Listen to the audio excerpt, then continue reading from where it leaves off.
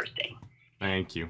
Yeah, we're just going to go live in a couple of minutes here. And You what? we're just going to go live in a couple of minutes here and, get through today. And I know. What are you doing tonight?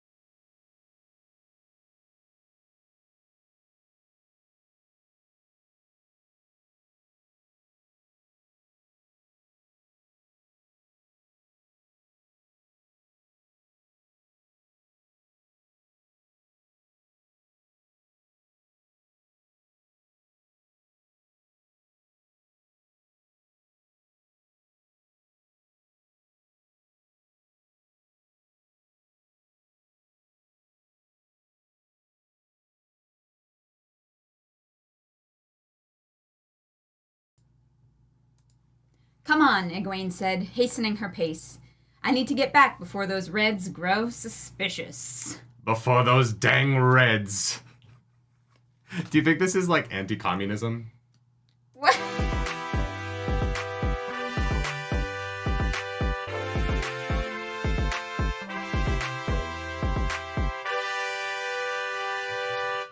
That is right. Welcome back to The Nerdy. The Wordy. The Book Club. Club. It's been a minute.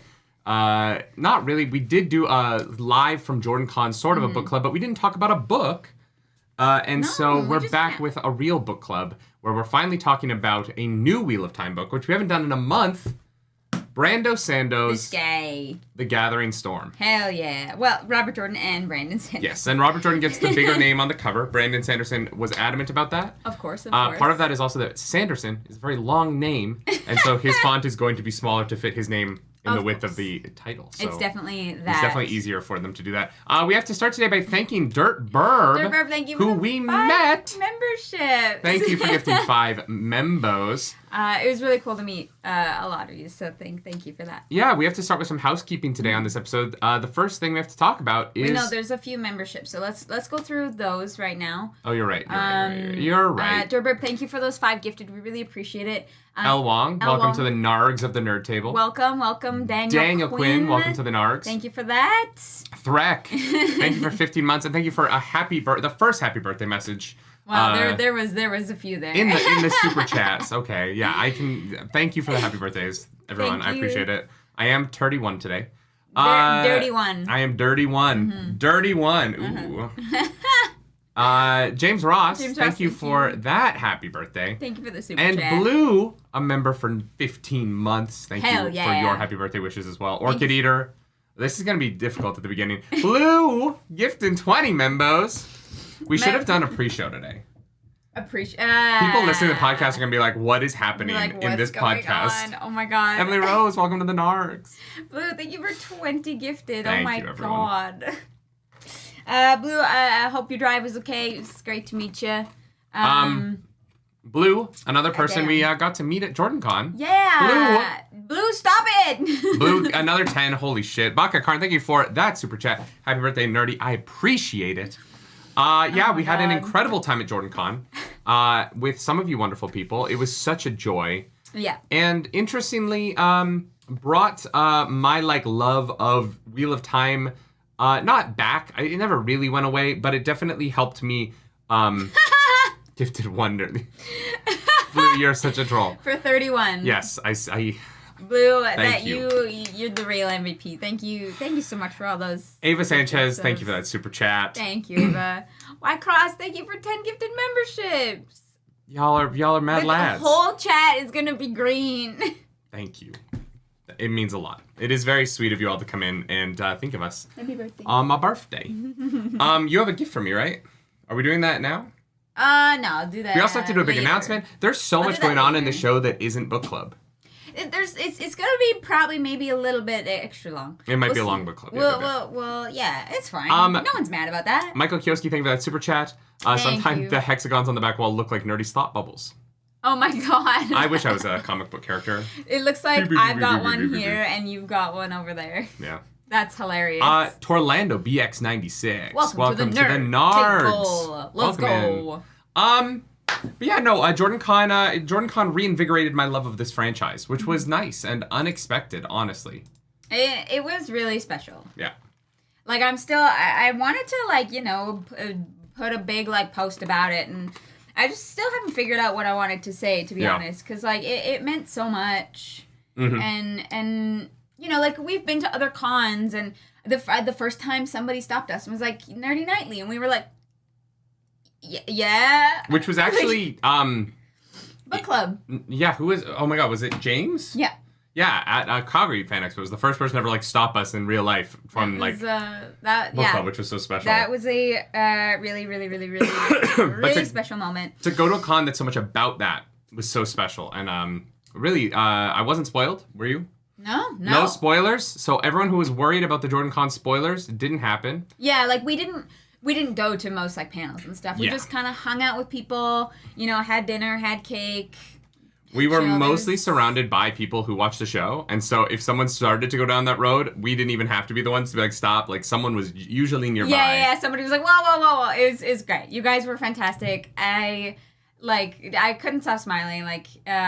Show the earmuffs. I don't know if we have them in the room. Oh, they're not in the room. But yes, Allie and Gus from The Wheel Reads gave us earmuffs that say first time reader on them. Yeah. They're so cute. Yeah, fantastic. There's a couple of people I do want to thank specifically. I want to thank the innkeeper from the Dusty Wheel for bringing us onto a show on the first day before JordanCon even started, kind of giving us all the rundown, what panels to avoid, what panels are going to be safe.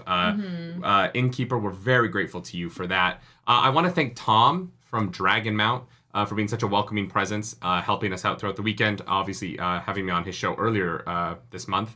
I just want to thank the staff and crew. I've never been to a con that feeds you before. Yeah, that was and so cool. It was incredibly sweet. And Jordan Con was a very special experience. So I'm sure we'll be back next year when we can actually attend everything and like enjoy loony theories or Fed Von Balefires and actually know what people are talking about. Exactly. Jason Renner, thank you for that super chat. It was so awesome meeting and chatting with you. Yeah. Seriously, it was a blast. Sean, welcome back to the Nerd Table. It's good meeting you as well. Happy birthday. Thank you for the happy birthday message. I do appreciate it. Why is my mom texting me multiple times?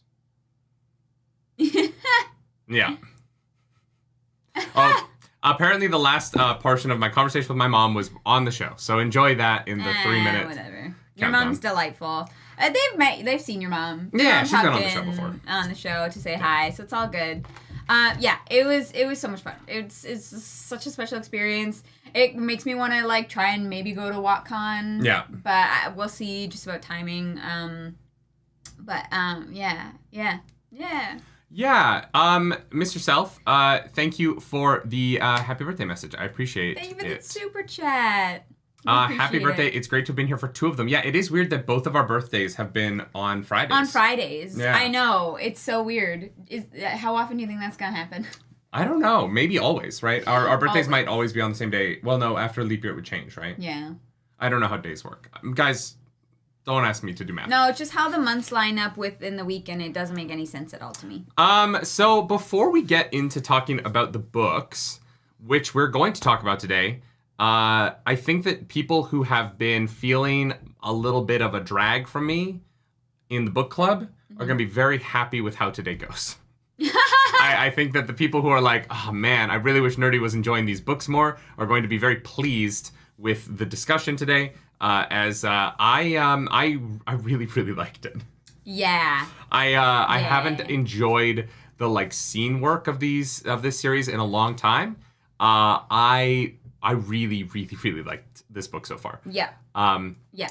Like almost no notes. You know what I mean? Like it was just like such a fucking ride. It felt like we were back on track. Things were happening. People were doing stuff. Like oh, man, it made me so happy. People are having conversations. Yeah. That aren't broken up every line of dialogue by descriptions of other things happening in the room.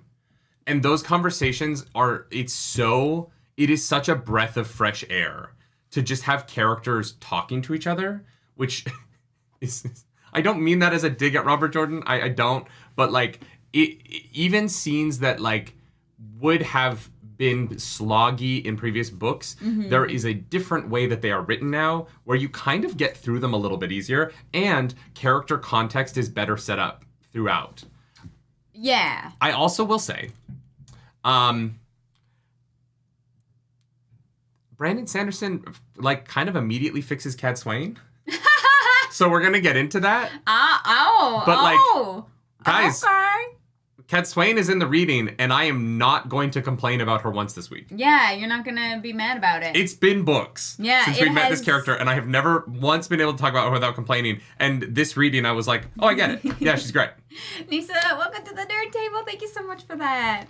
Yeah, no, it's guys, I've been like so excited for book club all week. Well, since we started the reading on Monday. Yeah. It's it's so good. But we can't get into it yet. We can't get into that. We are actually, here. There's something else we have to talk about. We are here for a big announcement. There's an announcement. We promised an announcement, and some people thought you might be pregnant. Not that. Ha! No.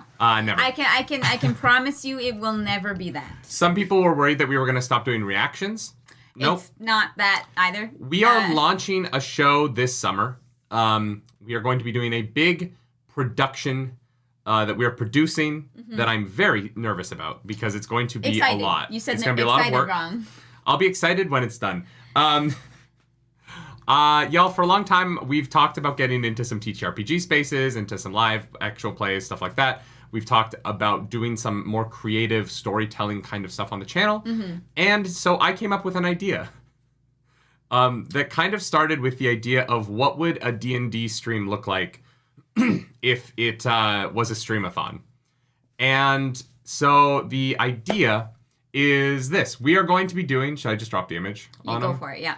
This is going to be the role play relay. Hell yeah. You might recognize some of these wonderful people who are going to be involved. They're fantastic. You should go follow all of them. You can use command RPR to bring up. It's probably going to bring up like a huge wall of text. Or it just won't work. Or it's not going to work at all. Cool. Never mind. Well, we hate Stream Elements. Fuck you, Stream Elements. Everyone say hi to my mom and thank her for being here. Oh, your mom. Telemarth, thank you for that super chat. Thank you for the super chat. Thank you so much. So the Roleplay Relay is going to be a 7-day, 24/7 Dungeons & Dragons stream in which two teams... You heard that correctly. I just want to be very clear about it. It will not end. Two teams will trade off every 12 hours to accomplish a week-long Dungeons & Dragons adventure that has no breaks. Follow our characters from level 5 to level 20. As we attempt to take down an emperor in a story that will... it's going to be crazy. The plan is that I will be DMing one team, and our good friend the Playmat will be DMing the other team. We will start at 5 p.m. on Saturday, July 29th, and we will trade every 12 hours for the week. Yes. This is not going to be like a Zoom... a bunch of people in their rooms of thing. No, we are flying all of our creators this is in to person. Canada. Everybody will be here living with us to make this happen. There will be 14 of us living in one house for 1 week to do 144 hours of straight Dungeons & Dragons. Let's fucking go! Torlando, thank you for that super chat. Torlando, thank you for that super chat. Appreciate it. Let's go. Yes. The Roleplay Relay is going to be... It's going to be the dumbest thing I've ever come up with. I cannot believe so many people are going to have said yes and think that it's going to be fun and want to do that. So to my friends who have agreed to be a part of this, thank you. To everyone else, I just want to talk about them really quick. We have the Playmat, incredible DM on Twitch. Yes, if you love D&D content, please check out all of his stuff. It is very D&D heavy, D&D focused, especially the DMing side of things. Then we have Clarus, obviously, is one of the players. Below her, Chaotic Neutral Goblin, who is going to probably not play a Chaotic Neutral character. I don't know about that. I also think that Goblin is not neutral, so her name doesn't really work to me. Because Goblin is chaotic evil for sure. Chaotic evil, yeah. Below that, Chris Tung, owner of Pink City Clothes, incredible TTRPG DM. He has a show on Twitch called Blink City Blues that I definitely recommend you check out on Twitch. Yeah. Below that, our daughter.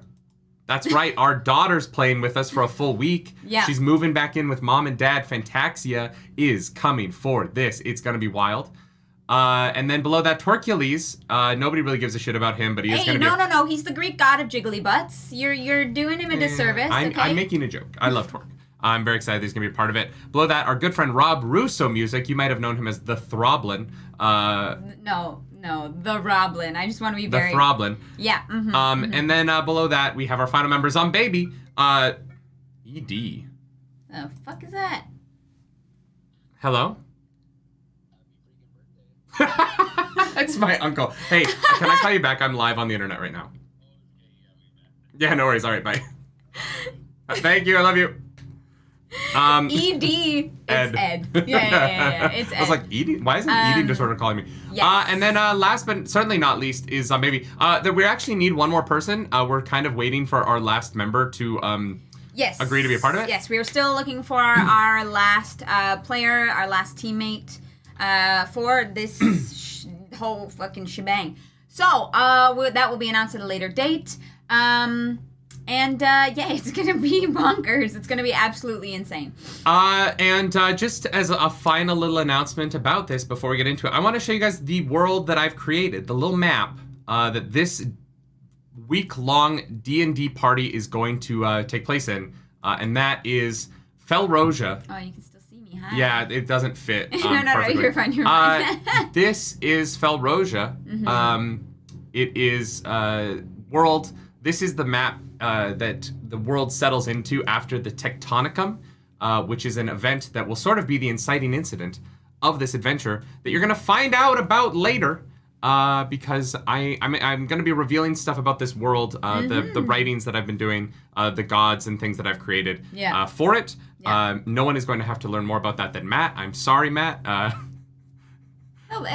I did want this whole story to take place in an original world that I have been working on for the past month. Yes. And will continue to work on up until the date. It's very large, and it's going to be wild. I'm very excited to share all of this with you from July 29th to August 5th, when the roleplay relay will be live every minute of that week. Every minute of that week. Now, it says 8 people party, and I want to be clear. I wish. It's actually a 4-person party. Mm-hmm. So each team is going to have a partner on the other team that they share their character with. So that character is going to be built together. It's going to be role-played, like roughly like similar. Each person's going to bring their own like flavor to it. But it is actually going to be 4 characters and 1 Dungeon Master at a time. So 5 people, and then they switch off with the other 5 people to continue the story from the moment they leave it off at. Everyone is going to have to choose an accent that their partner can definitely do.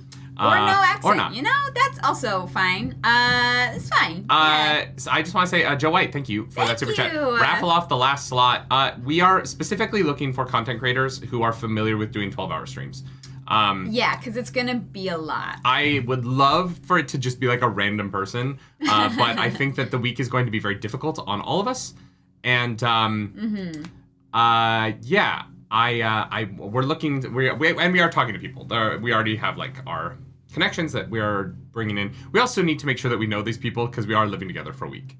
So yeah. We're all gonna be in a big old house, which is super exciting. It's you just got plenty of space. We're not worried about. We were like, we want to make sure we see the space beforehand to make sure it's gonna work. Okay, it's gonna work. It's gonna be just fine. We're gonna decorate, guys. We're gonna put up like this like whole gothic setup. Mm-hmm. It's gonna be super freaking cool. Like, we are going all out for this, and we hope that you're excited for it.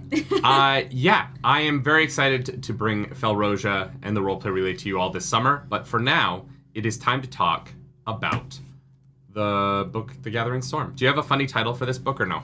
A funny title for this book? What do you mean? Well, you had Knife of Daggers for the last book, so I didn't know if you had like a nickname that you wanted to give The Gathering Storm. Oh, no. You just keep calling it The Great Hunt, which makes me laugh, so... The Great Storm. I do keep calling it The Gathering Hunt. I do keep calling it The Great Hunt. And people are looking at me like, you guys are on the second book, and I'm like, no. No, it's the other G word. I must have said that like 15 times at JordanCon. Yeah. All right. Ladies and gentlemen, non-binary friends, The Gathering Storm, the prologue. It's pretty cool. In case you didn't know what this book was going to be about, there's a storm that is gathering. Boy, is she. That you can see. Boy, is she gathering. We start off with the POV of Renal Fenwar, a character who we do not know, and who might never come back, and I would honestly be okay with it, because this was a little amuse-bouche of a opening to the book that just purely sets the tone and themes of this book on Front Street so that you understand the context for what comes next. Mm-hmm. Look, great setup. Let's go. I loved the Galad stuff in Knife of Dreams. Uh-huh.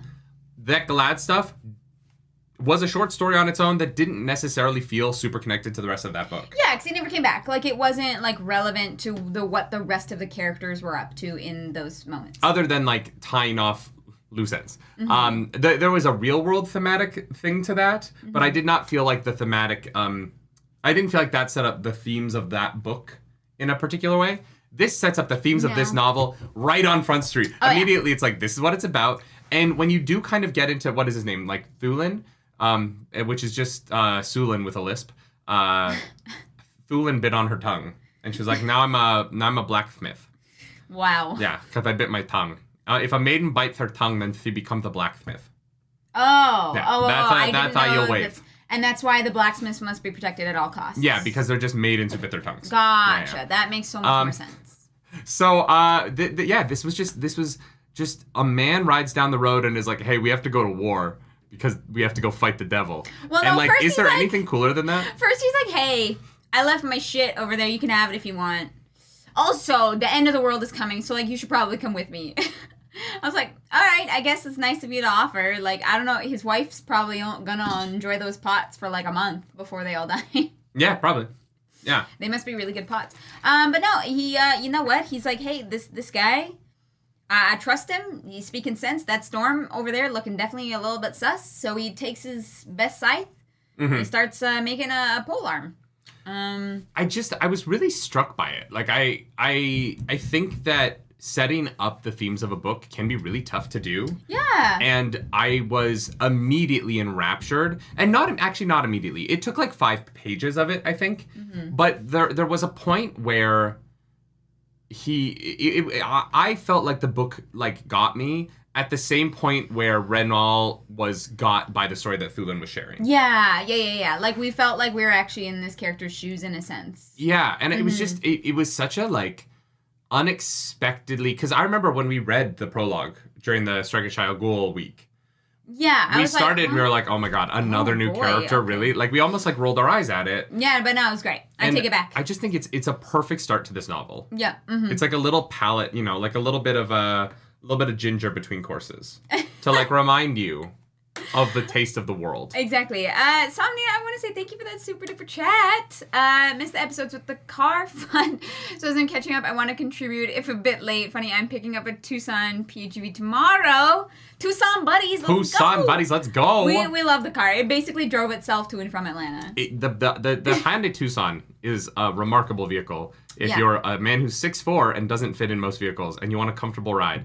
Very comfortable ride. They do not pay me anything. In fact, I give them way too much money every month for my car. Probably. But it's fucking great. It's fucking great. Thank you for that super chat. I hope you... I wish you speedy catch up. Yeah. I hope he doesn't die. I'm a little worried about him, like, making his weapons out of his used farm equipment without a lot of experience. No. It's not. It's better than nothing. Oh, no. Definitely better than nothing. I would just take that to someone of skill. I would have been like, hey, why don't you wait here? We'll pack up and then we'll go with you. And then you can turn my thing into a sword. Yeah, I'd be like, could you maybe make me a weapon? That would be, like, real cool. Could you come show me how to do that real quick and then leave? Arizu, thank you for the 5 gifted memberships. Hey, happy birthday. Oh, thank you. Mm-hmm. Thank you, Arizu. I appreciate that. I was like, we were sitting in the car listening to the audiobook, which we don't usually do, but Clara's had the book open for when I was like, I don't understand what's going on. Yeah. Audiobooks are, we've talked about this a little bit. They're a bit tough for us, but we were so busy this week that we're like, you know what, let's give it a shot. And actually worked out pretty well. Yeah. Having the book there helped, if we paused when we were like, wait a second, I think like I missed something. Like, it was good teamwork. Good teamwork, I think. Yeah. Mm-hmm. Yeah, good start. I like Renaud. I like Thulin. I hope honestly, of the characters in this opening section, Thulin's the one I want to come back the most. Here's the thing. I bet that, like, Lan is walking around the Borderlands and he's like, oh, and there's a guy in his wagon over there with a friend and their sides and pole arms. Wonder who that is. Like, it's gonna be like a dumb, like, aside where, like, you probably won't notice it's that person, but they might join Lan's army, I would love if Lan's walking by and is like, oh, hey, that's Thulin. We fought together in the Aiel War 20 years ago. Because we are going to talk. There's a moment later in this section, in this reading this week, where a character just starts speaking about another character from the books that we both had a good chuckle at. Yeah, it was great. Thulin has to come back for a meeting with Sulin and David Thulis. Oh my god. That's not even the worst one. David Thulis would actually be really good casting for this character. In this chunk of writing, we have Masima, Mishima, and Misana. And I'm like, okay, fine. Like, we also have Tharava and Sarava. Yeah, something along those lines. We have Masima and Mishima. That you just said that, but like that was rude. That is the worst one. Yeah. Because here's the thing. Because we haven't been listening to the audiobooks, when she said Mishima, I just thought that she was pronouncing it differently than we do. Yeah. And so I thought that she was talking about Masima for a minute. And I was like, what? This doesn't make any fucking sense. But after Renaud's point of view, we cut over to Falendra. I think. Yeah. Who is one of the Soldams. Who was with Semerhag. No, we're not calling her. Look. No, Semirhage it's Semirhage. Semirhage is so much better than Semirag. So much cooler than Semirag. Sorry, I can't. And Rand is there, and this is in the aftermath of Semirhage getting kidnapped, and Rand losing his hand. We get the nice conversation, a really wonderful description of Falendra looking at Rand and being like, he lost his hand like it was nothing. Holy shit. Yep. And I appreciated that very much so. And Rand is like, yo, I'm going to let you go. Don't worry about it. Those shields on you, they're going to go away in like a half hour. Yeah, you'll be fine. Go tell that dang old daughter of the Nine Moons I still want a meeting. And I'm not mad. I'm just disappointed. Good to know. What? I was like throwing to you, thinking that I got nothing for that bat one. that one back. What was I supposed to say? Anything. Just conversation. Yeah, I said, Good for you. Yeah. Remember when I was like, hey, I don't feel very good. I need you to like really like do the talking today. No, I can't recall that at all. Definitely. No, I'm sorry. Guys, it's been a long week. And it's been such a long week. A little bit under the weather.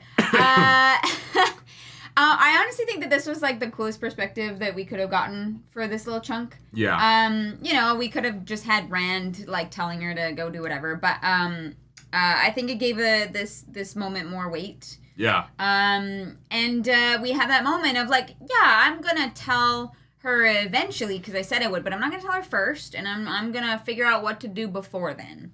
Well, and this was it's only the second point of view, but this was where the biggest difference between Robert Jordan's books and this book started to appear for me, which is that there's still a lot of descriptions of things, but the descriptions, for the most part, come with a shade of context from the characters whose point of view it is. Mm-hmm. And that has made such a difference for my reading of those things. Yeah, 1,000%. I really do. I find the way that Brandon Sanderson, because I think that Robert Jordan wrote a bunch of this stuff, but I don't think it's like Brandon Sanderson wrote this chapter and Robert Jordan wrote this chapter. I think Robert Jordan wrote a bunch of stuff and Brandon Sanderson edited and finished it. Yeah. Because there's still things that feel like Robert Jordan, but then there'll be like 3 sentences of description, and then there'll be a 4th sentence, and it will be like how Rand feels about what Nynaeve is wearing in that scene. Yeah. And what it means. There's intention it's new. behind it. And that 4th sentence that changes the context of the description and puts the context of the description of the clothing or the walls or whatever within the POV of the character we're reading from, has made reading the descriptions fun and has made them feel necessary. Yes. Whereas before they kind of felt schloggy. Yeah, they felt like they were information that I could take or leave. Yeah. And they don't feel that way anymore. No, everything feels important, and I think that having Branderson kind of edit and tweak as opposed to like Branderson. Branderson. I think Branderson writing and editing bits of those really helped like shape it. Obviously, I don't think he. I don't know. People are like, you're going to be able to tell exactly who wrote what. I think it's more of a blend than that, at least as far as I can tell. But I just want to say thank you, Caleb, for the super chat. I'm glad this is your favorite book. We really, really like it so far. Yeah, I think that it's Brandon Sanderson editing Robert Jordan. And I think that that's what we've been wanting from these books for a while. It's just for it. It's a bit of editing. It's been one of those things where I'm like, it's not that this is bad. Yeah. It's just that it feels first drafty at times in the slog. It feels like it just needs someone to come in with a red pen and kind of like help point out what is most interesting to an audience. Yeah. And I think that was missing a little bit. And so I was so grateful in this book to really feel that. Yeah. And just consistently as we're going through these point of views being like, oh, Rand is noticing what that character is wearing and has an opinion on it. Yes. As opposed to just being like, just observing. They're wearing a red dress. And then Rand said this. And then he noticed that person was wearing a blue dress. And then he turned back to his conversation and said this. And then, you know what I mean? Yes. That sort of like divided style in the previous 4 or 5 books was starting to wear on me because I was like, I'm reading information that doesn't matter outside of just being information. And now it's mattering to the characters whose POV we're with. Yes. In a way that, like, guys, like, I'm not joking. Like, I legitimately loved this week of reading. Yeah. We missed a super chat from Felix. Thank you so much. I think we missed a bunch of these. Caleb I read. You read that one? Did you read this one? No, that was one that... Felix, thank you for the happy birthday wishes. I appreciate that. It's gonna be a great day. It's gonna be a great day. Like-minded Fool, thank you for being a member for 6 months. Welcome back to the Nerd Table. Brando said with all of RJ's notes, it was basically same actors and script, just a different director. More pages in RJ's notes than series by far. I love that, and like I get that feeling, right? We've been saying for a while, like we just wish he had an editor. Yeah. This feels like that is what happened, as opposed to it completely changed hands. Yeah. I think that so far, we're only 12 chapters in, but so far, like, this doesn't feel like Brandon Sanderson's novel, right? It still feels like Robert Jordan. It doesn't feel like Robert Jordan to me anymore. Really? No, it feels like, it kind of feels like when you read a book that's like an amalgamation of two voices to me. Really, I just feel like it's Robert Jordan, but more concise with the editing. Yeah, but there are things that he does that Robert Jordan never did, and a lot of the Robert Jordanisms aren't there anymore. So it feels like there's a different voice involved. Guys, this section is the first time that a woman crosses her arms and there is no mention of her breasts. I wrote it down on my phone, and I don't have my phone on There's here. There's 2 times where a woman crosses her arms, and only one of them. I think there's more than 2 where she crosses. I think there's a few where she crosses it on her breast. But the first time a woman just crossed her arms, period, end of state. Like, I was like, what? We were literally in the car, like, staring at each other, like, oh my god, it's happening. Yeah. Dirtburp says, thank you for the super chat. Almost everything was written by RJ, but Sando did an amazing job turning the mountain of notes he received into an amazing set of books. I agree with that. Yeah, we're definitely seeing that. Thank you for the super chat. Joe White, thank you for that super chat. A lot of people seem to think Sanderson's writing is immature. I don't get it. I mean, we haven't read enough yet for me to have an opinion on that, but it definitely doesn't feel immature right now. Yeah. It's I don't know. I'd be interested to read more of his work to, like, see. I know that people have strong opinions on one or the other. Some people like, some people don't like, whatever it is. But that's just art in general, right? Not everyone's going to agree on everything. Monkey, our wonderful mod, says, lol, the editor didn't change, though. I agree with that, but I think that Harriet is going to edit Brandon Sanderson differently, especially than she would her own husband, especially given that the two of them were working together to finish off his series after he passed away. Mm-hmm. Like, it just puts a different weight on editing and putting out the series. There's a care, a compulsion to getting it right. Yes, because you want to you don't want to do Robert Jordan a disservice. Yeah. So it has to be immaculate. Cornell the movie dude, birthday brothers, have a good man. Happy birthday to you, Cornell. Happy birthday. Thank you for that Thank super you for being chat. Here. Appreciate it. Yeah, it's interesting. We're only 12 chapters in. You know, I'm not gonna say that I'm an expert on Brando versus Jordan, but like, it's gonna be really interesting to see how it goes and if it changes throughout the next couple books. Yeah, but I'm liking it so far. So Falandre is sent back to Tuon, and Rand, Nynaeve, and the gang go through a gateway to somewhere else. Yeah, so we switch over to Ty Lee, who's thinking about how hot Perrin is. There is a world where it seems like Perrin also should have a foursome going on, and it should be Fail, Berlain, and Ty Lee. Oh my god. The way that she's written here, where she's like, that Perrin, I wouldn't want to fight him in battle. And I was like, yeah, sure you don't. You want to fight, you want to wrestle with him in a different venue. Wow. Your mother's still here. Mom! Thank you for that super chat. She wanted to send me $31, but can't figure it out. Well, No worries. The conversion with the YouTube. It's all good there. Thank you for the Mom. Super chat. You really don't need to send me money on YouTube. She just wants to give YouTube their cut. I know. But it's like, you're my mom. Like, I love you. No. Thank you for that. But also, we're about to talk about sex stuff, so you can not stay if you don't want. If you don't want to. Speaking of, Narafin says Tylee would definitely peg Perrin, which I agree. 100%. The thing is, he is so muscular that yeah. I mean, she's a general. She's forceful. She's used to giving orders, If Perrin's, down for, being cooperative, as long as he's not a brat, then I think, Tuning out now. I love you too, Mom. Thank you. Appreciate it. Yeah, so, God damn it. The show. What is the show? No, Ty Lee's there, just, hanging out, thinking about Perrin, and to be fair, I wouldn't want to fight Perrin either. That'd be pretty scary. And Mishima rides up. Not Masima, Mishima, just so we're very clear. But don't worry, neither of them survived this prologue. Well, I don't know. Ty Lee might. We don't see Ty Lee. No, Mishima does. Oh, Masima and Mishima? Ty Lee and Mishima are having a chat. Brandon Sanderson was like, this whole Masima thing is not cool. I gotta kill them both. Yeah. Just get rid of them. Take them I off would the love table. that. If Robert Sanderson was like, anyone whose names are too similar dies. That's the rule. Yeah. Get rid of them.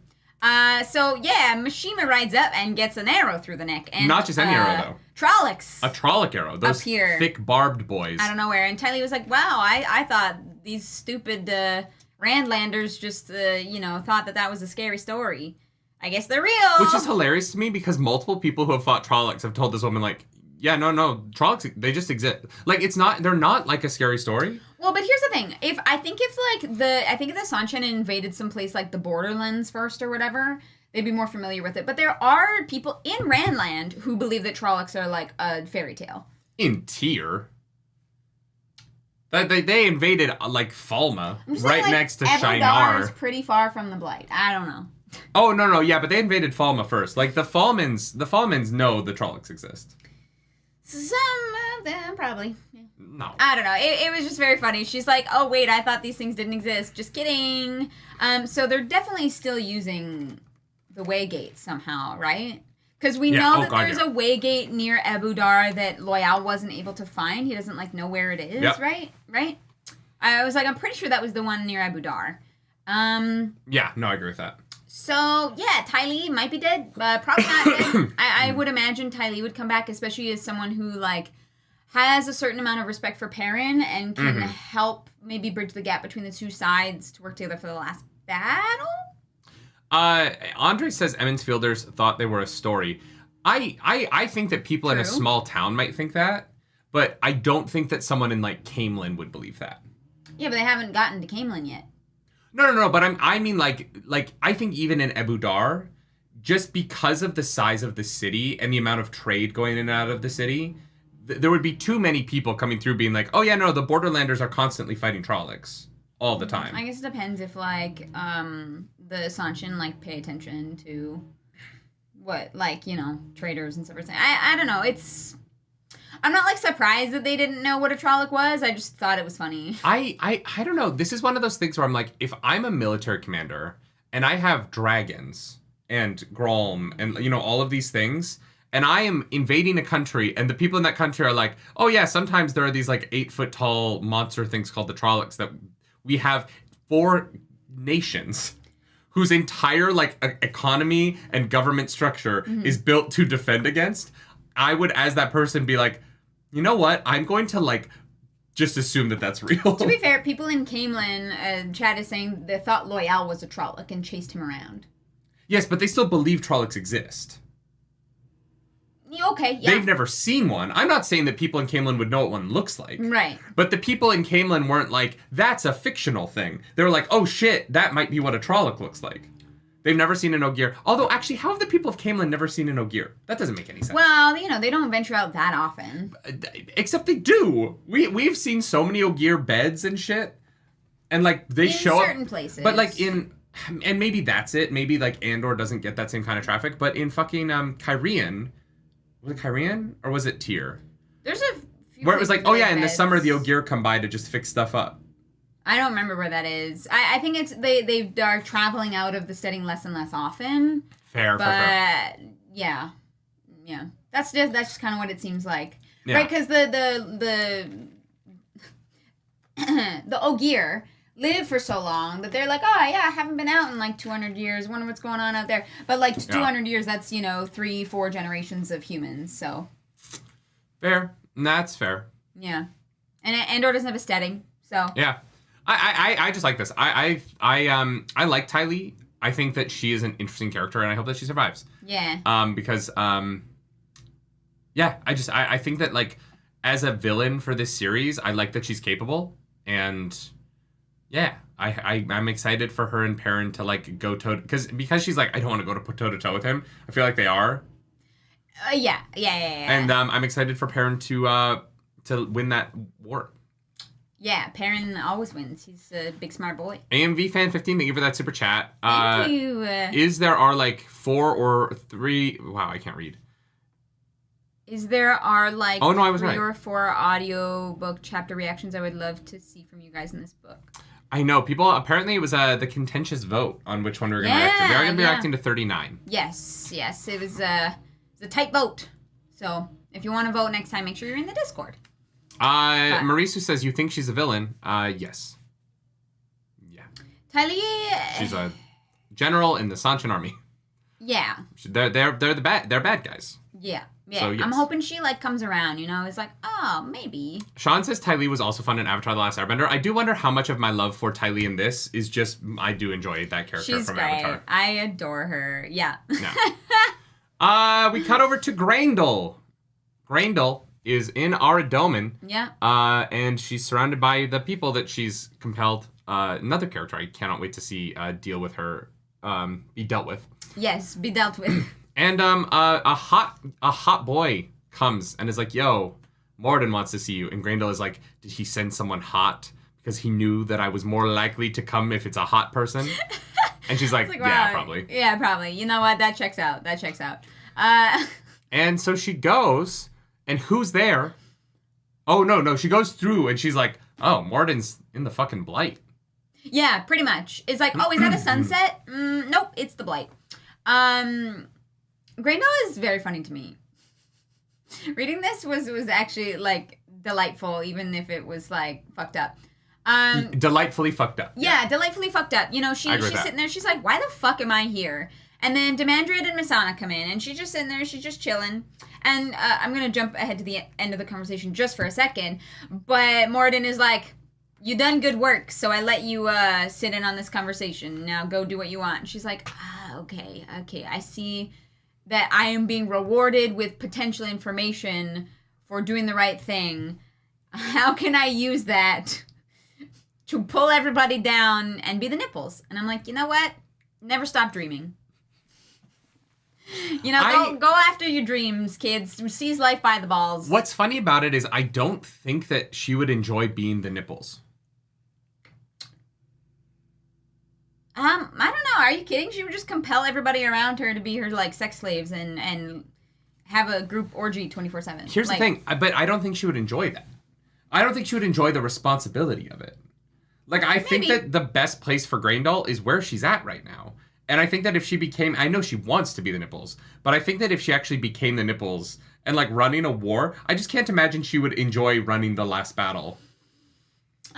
And being in charge of, like, breeding Trollocs. I think it's because we haven't seen Graendal amass armies or, like, do battle or fight or anything like that. Like, because she's not interested in any of that. Yeah, she's just kind of like a behind-the-scenes player. And Morden is like, yeah, you're kind of like Moghedien, but better. Which was very funny, because I was like, oh, how do we make Graendal scary? Yes. When Moghedien is the master manipulator who's already been kidnapped and, like... Yeah, no. Oh, no, we'll just make it so that she's better than Moghedien. She probably wants to be called the nipples. She probably doesn't care about the responsibility. Oh, she probably just likes nipples so much. Yeah. Because she's so horny. Yeah. She's like, I just want people to call me the nipples. Thank you for that super chat. Thank you for the super chat. I've never watched a Red Wheel of Time, but I'm very interested to, and I'm mainly here for AOT, but I just wanted to wish Nerdy a happy birthday. Have fun, guys. Thank you so much. Thank you so much. Someone here for Attack on Titan who doesn't hate me. Aw, we love to see it. If you ever get around to reading Wheel of Time, it's fantastic. This book club has been amazing. I'm sure you'll enjoy it. But yeah, no, it's sort of like the people who are like, oh, when I grow up, I want to be president. And I'm like, do you? Do you really want to be the president of the United States? That job seems awful. Seems hard. I mean, you know, you get good money, I guess, but there's other jobs that also make good money, so. But, like, the nipples is a job that requires a certain amount of, like, responsibility that I don't want in my life. Yeah. I am not interested in that shit. Sorry. Yeah, I don't want to be the nipples. It's too heavy a burden. But anyways, Masana is like, hey... We gotta rescue Semiraj because she fucked up. And Morden is like, no, she's an idiot. And that's basically it. And I loved all of like Graendal's point of view here, where she's like, maybe don't arrive together if you want your treaty to be a secret. And like she's like, oh, you guys are giving away how much Semiraj matters to you here. Like, and I agree. And here's the thing. Usually I think some of the like internal plotting within the Forsaken has been like a little bit silly at times. This was the first time where I was like, no, Graendal's fucking right. Like, Graendal has this point of view, and I love the idea that Semiraj is actually the most powerful of the three of them. Maybe it's Demandred, but it might be Semiraj. And that Masana, especially since the moment in Alviarin's room with Shadar Logoth, no, with Shadar Haran. Oh my god, with Shadar Haran, I feel like, you know, she has been reduced in her own view of herself, right? And I think that this showing Masana's personal reduction through the eyes of Graendal, who's known her for so long, is a really effective way to say that, like, Moradin is dangerous. Now, granted, he's more dangerous to his fellow Forsaken than he is to Rand, but, you know, there is danger in his actions. Yeah. And I thought that showing Graendal's new view of Masana was a really effective way of building up Moradin as a villain for the series subtly, without having to point at him and be like, look at how powerful he is. Bad guy. Yeah. Right? Because Graendal doesn't know that Shadar Haran did that, and you know, and so we're only seeing her see the effects of those actions, which I think is really effective. Yeah. So where do you think Demandred is and what he's up to? I don't know. He's leading a nation. Leading a nation. Yeah, it's one of those things where Graendal is like, Borderlanders? And I'm like, nah, because they said it, it's not going to be that. It's got to be something else. Yeah, I also like that Rand is like, I don't know what the fuck's going on with the Borderlanders. Well, they're looking for him. But no one's just going to go talk to the Borderlanders. They're looking for him. We would find out if Rand just decided to go investigate and talk to the Borderlanders. I know, and I wish he would. It would talk to him, maybe. Although maybe it is Demandred, and he, like, rallied everybody up to go look for Rand because it was important. Like, honestly, like, the fact that, like, Saldeia has not, like, supported Rand when Bashir thought that was, like, probably gonna happen. Yeah. And the fact that there's an Aes Sedai there who potentially might be, like, a Black Aja, it being the Borderlanders, I totally see evidence for that, but because the book said it, I don't think it's that. I don't know. I would like for him to, like, be in Shara. You know? That's what I was thinking. Yeah. Or like, or like, I don't know where else he could be. I don't know. I really don't know. I feel like there's an obvious thing that we're just missing, but yeah, I'm like, who are the armies? Because it's definitely not like Rodel, Ituralde. Like that, there's no way that it's that group of people. Unless because Rand would have recognized him immediately. Unless Demandred made Massima go mad, and Demandred doesn't know that Massima has lost his whole army.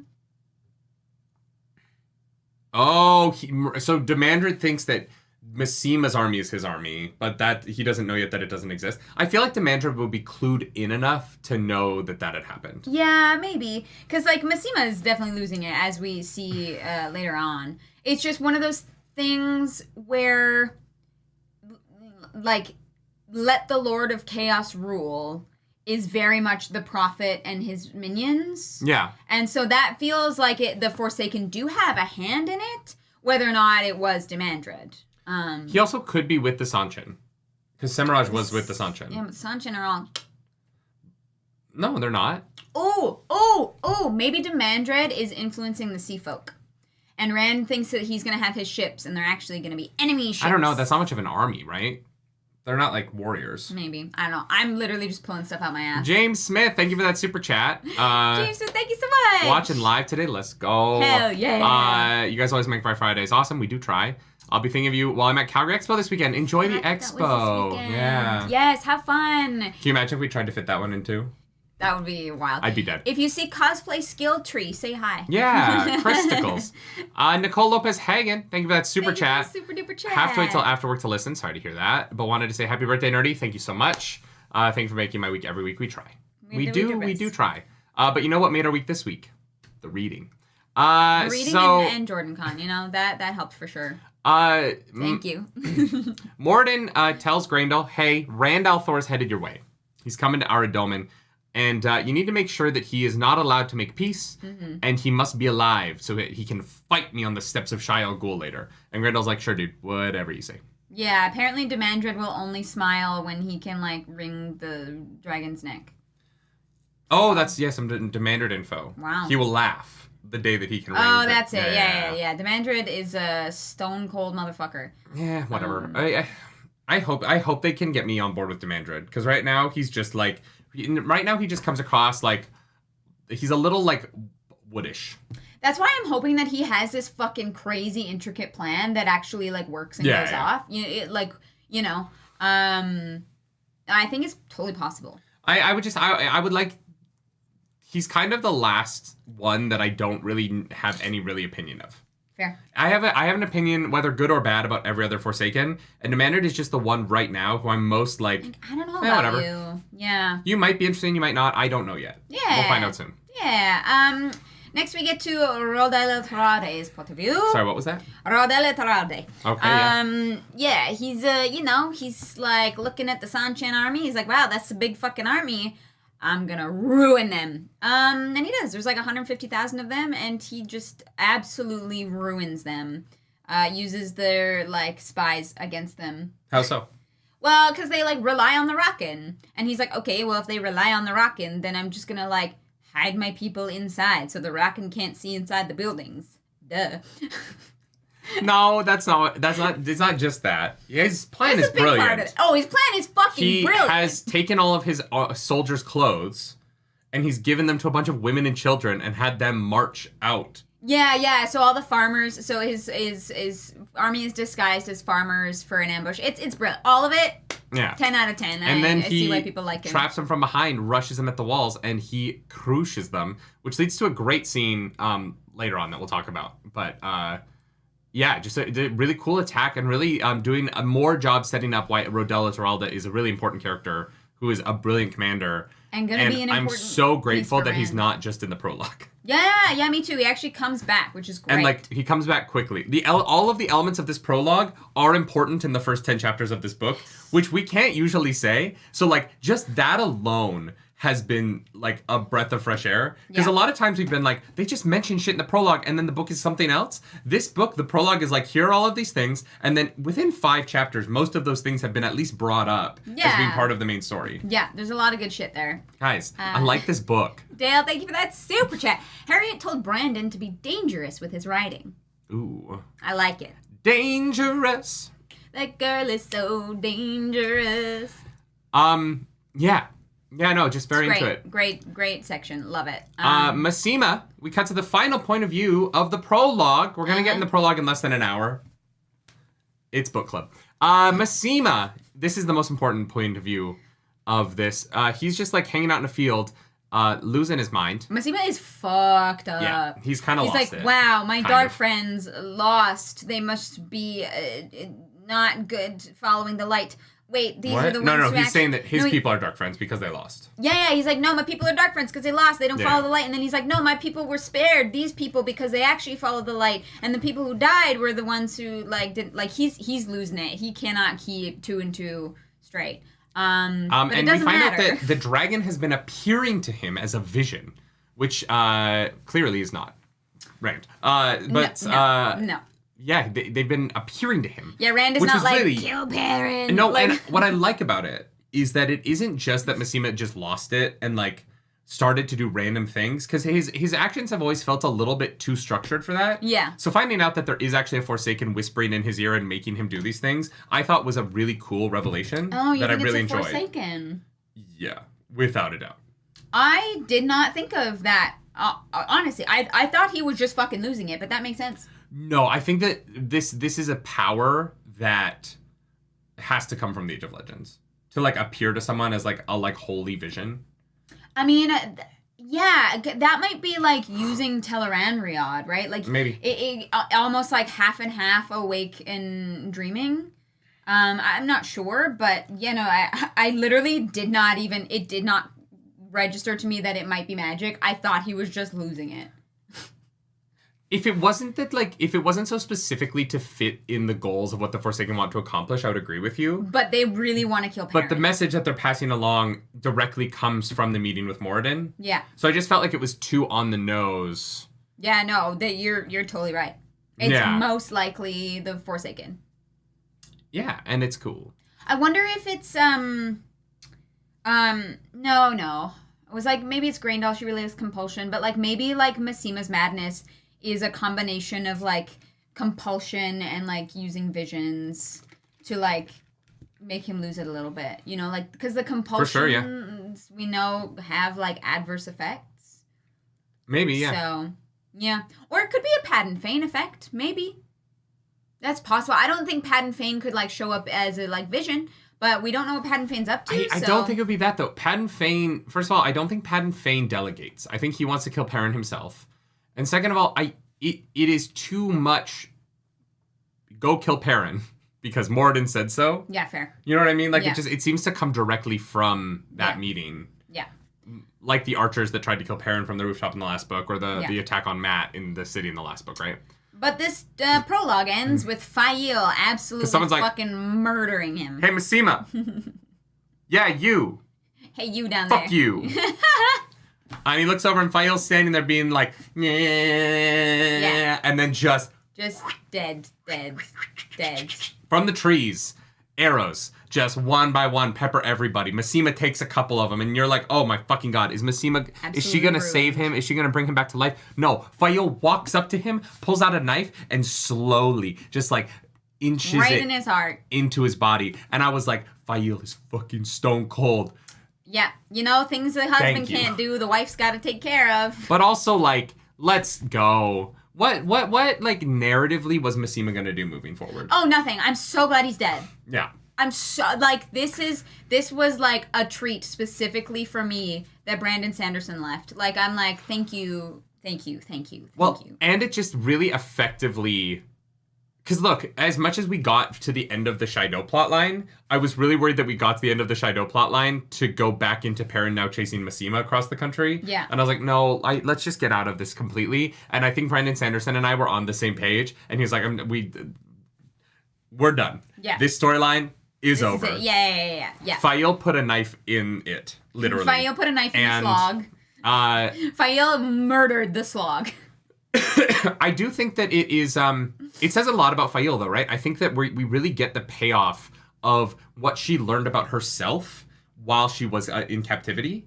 And the arc of this character from sort of the arrogant hunter of the horn who really believed in herself, but maybe didn't have the skills to really be a leader like her father is.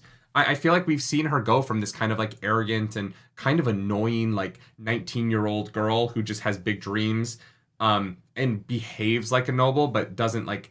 She thinks that she's deserves respect that she hasn't earned. And watching her go from that character and go through all that she's gone through and now come out the other side of the Shaido conflict with the respect of people that she earned with these through her actions, right? And through the way that she treats people and the way she brings people to her and lifts them up, right? Like the Chafail, she doesn't just use them the way Rand uses his people. She actually like instills them, inspires them, gives them purpose and hope. And from a character who we both kind of were like, she can be a bit much, to now where I'm like, Fail has grown so much, and I get why she's a leader. I get why people follow this character. Yeah. It's one of those things.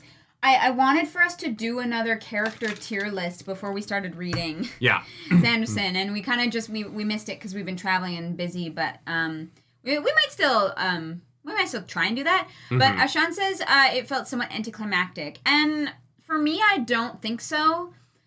Just because Fail is like, Perrin can't know about this. Yeah. Like, what's interesting about this isn't that Massima's there and he dies. That's kind of whatever. And to me, personally, he's kind of been a whatever character. I haven't been super invested in what he's doing or his, like, him being brought down. What I'm invested in is if Perrin finds out. Yeah. And what happens there. So that's why, to me, it does not feel anticlimactic. It doesn't feel anticlimactic to me for that reason, but I'll phrase it as, it doesn't feel anticlimactic because it's not a climax. It's an inciting incident. This is the start of a story. Yeah. Not the end of one. Because Massima has always been a device for... no beginnings and ends. Whatever. This was not about the end of the Massima arc. There was not really a Massima arc, right? Massima was always a plot device to get other people in position for things.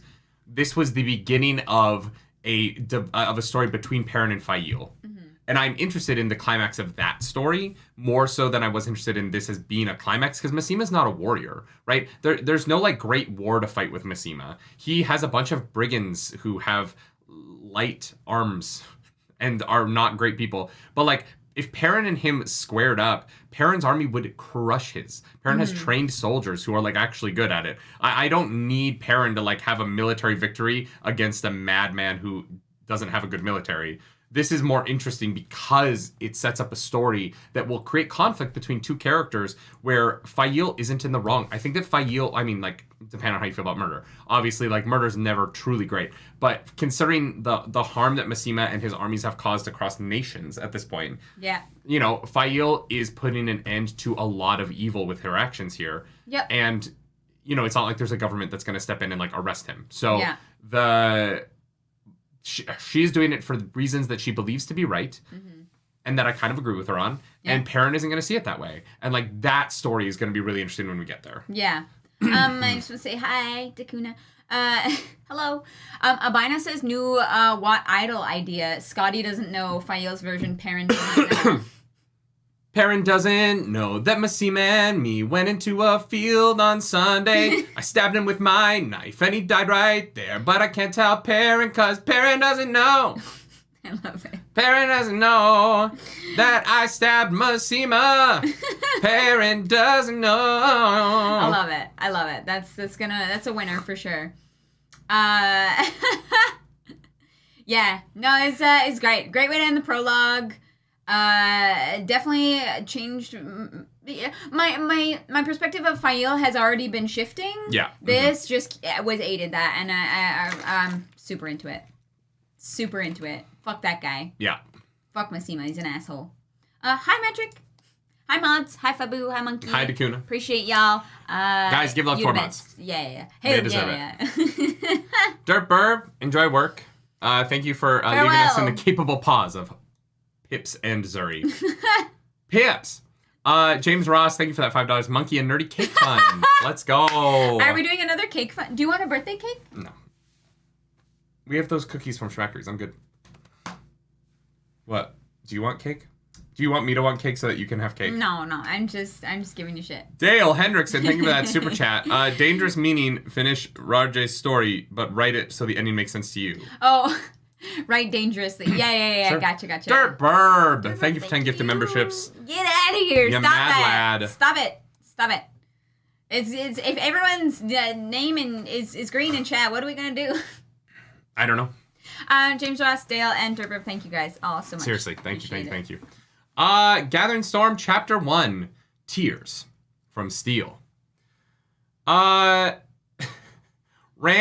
is just like bopping around from manor to manor, trying to stay safe, and he's got his sword back on him, but he can't really use it that well. I was confused about this sword, and maybe chat can clear this up. Is this the sword that Avienda gave him, or is this a new sword that they found with the dragons on it, and Rand is like, wow, this fits in my hand real nice. Like, this is a new sword, right? It's got herons on it. This one has herons? I thought it was like... There's a dragon. There's a dragon on the scabbard. New sword. What about Tam's sword? The Tam's disrespect! Sword? What do you mean? Tam's sword was destroyed. Destroyed? Oh, wait, when? In the Great Hunt. What? Rand stabs it into Balsamon and it, like, melts? I don't remember that. Yeah, no, that was like that. 9 books. That was 10 books ago. Nah, I didn't. He hasn't had Tam's sword in 10 books. Well, Tam is going to be very upset when he finds out about this, okay? Did you think that he's been using Tam's sword this whole time? I couldn't remember. Because they keep saying, like, Heronmark's blade. Was the one that Avienda gave him? I don't... Oh, my God. Oh, my God. I forgot, okay? Guys, it's a lot of words. In fact, there's millions of words. So... I do kind of like that they just dug this up, but, like, where did they dig this up? No idea. No, this is Luce Theron's sword. Yeah, that's... Okay, that makes sense. Yeah. My bad. What happened to Tam's sword? I forgot! Look, I know I didn't know that Tuon was black, okay? I get it. Yeah, no. See, Dirk also didn't remember. So thank you. Thank you. All right. Appreciate it. Yeah, this is very clearly like Lews Theron's sword. And he's like, wow, I recognize it, but I'm not going to tell anybody that I do. And how fortunate that it showed up now. Yeah. People are saying it's not Lews Theron's sword. What do you mean? It literally has a dragon on it and they dug it up. Who else's would it be? It's got to be one of the Dragon Reborn swords, right? King Lamon. Was he also a Dragon Reborn? No, King Lamon was the sword that he got from Avienda. Whatever. Oh, yeah, no, that's the sword from books ago. From, like, book 4, right? Yes. He has Tam's sword, and then he has the sword that he makes with the power for a while, right? Yeah. It's not a real sword. And then he gets Lamon's sword from Avienda, and he gives her the jewels. Yeah, and this is a new sword. That they dug up from somewhere. Rand just found a brand new sword. Yes. He's a new dragon sword. Yes. That he recognizes from the past, and it has dragons on the scabbard. Yeah. It's probably called Lews Theron Telmon sword. The LTT. So we have a conversation between Rand, Cadsuane, and Nynaeve. Nynaeve enters the room, and we get one of those moments where Rand takes in her outfit and then has an opinion on it. And I was like, "This is cool. I like this new version of describing things." Mm-hmm. And Cadsuane and Nynaeve are like, "Can we please torture, please? Can we torture the Forsaken?" And Rand's like, no, we don't do that. You cannot torture the Forsaken. They're like, but what if we really wanted to torture the Forsaken? And Rand is like, not even if you really wanted to. Not even if you ask and you say pretty please and you give me a cake. And they're like, fine, we won't torture the Forsaken. We will hang her out of a window, though. Yeah, I mean, that's fine. She's not going to fall. She's not being hurt. It's like going on a roller coaster. Also, do you think that's going to fucking work on Semiraj? And Cadsuane literally says this later in this section of the reading. It's like, oh, yeah, what were we thinking? Semiraj has seen every imaginal version of pain that exists. Why the fuck would that work on her? I don't know. I really don't know. Here's the thing. It's one of those weird moments, right, where our characters in the past have defaulted to a punishment, such as spanking. Yeah. And even Egwene is like, you're just doing the same thing over and over and over and over and over and over again, and it doesn't fucking work. Only a madman does the same thing twice and expects different results, right? Mm-hmm. And so I do really like that Cadsuane is like, oh wait, no, we're dumb. There's no fucking way that's gonna work on her. Yeah. Yeah, so no torture for Semiraj. But Cadsuane does insinuate that they're going to turn over Semiraj to the White Tower. And, well, what are they going to do there? But Rand is like, which White Tower? Which one? Cadsuane, which side are you on? And Cadsuane's like, I'm not telling. Yeah, that was funny. Which side do you think Cadsuane is on? If she had to choose right now, which side do you think she would go with? Well, I don't know what information Cadsuane has, to be honest. That's fair. I actually don't know what side Cadsuane falls on because I don't know her relationship to what is happening at the tower. Does Cadsuane put, I don't know, right? Because even we find out that, well, no, we'll get to that when we that is a whole other conversation. I don't know where Cadsuane stands, and that's kind of interesting. It's kind of fun. Michael Kioski, thank you for that super chat. They should shoot Semiraj into space and force her to watch bad movies with a couple of robots. They should subject her to the plot of WALL-E? I thought you were going to say The Fast and the Furious, but... What? Those two guys are just in space. Oh, no, but watching the movies with the robots. I don't get that one. Because WALL-E's always watching the, old-timey movies and is... But he's not in space when he watches those. I know, but it's... Mystery Science Theater 3000? That doesn't take place in space, though, does it? I've never heard of that. You've never heard of Mystery Science Theater 3000? No. Is it a musical? says theater. I don't know.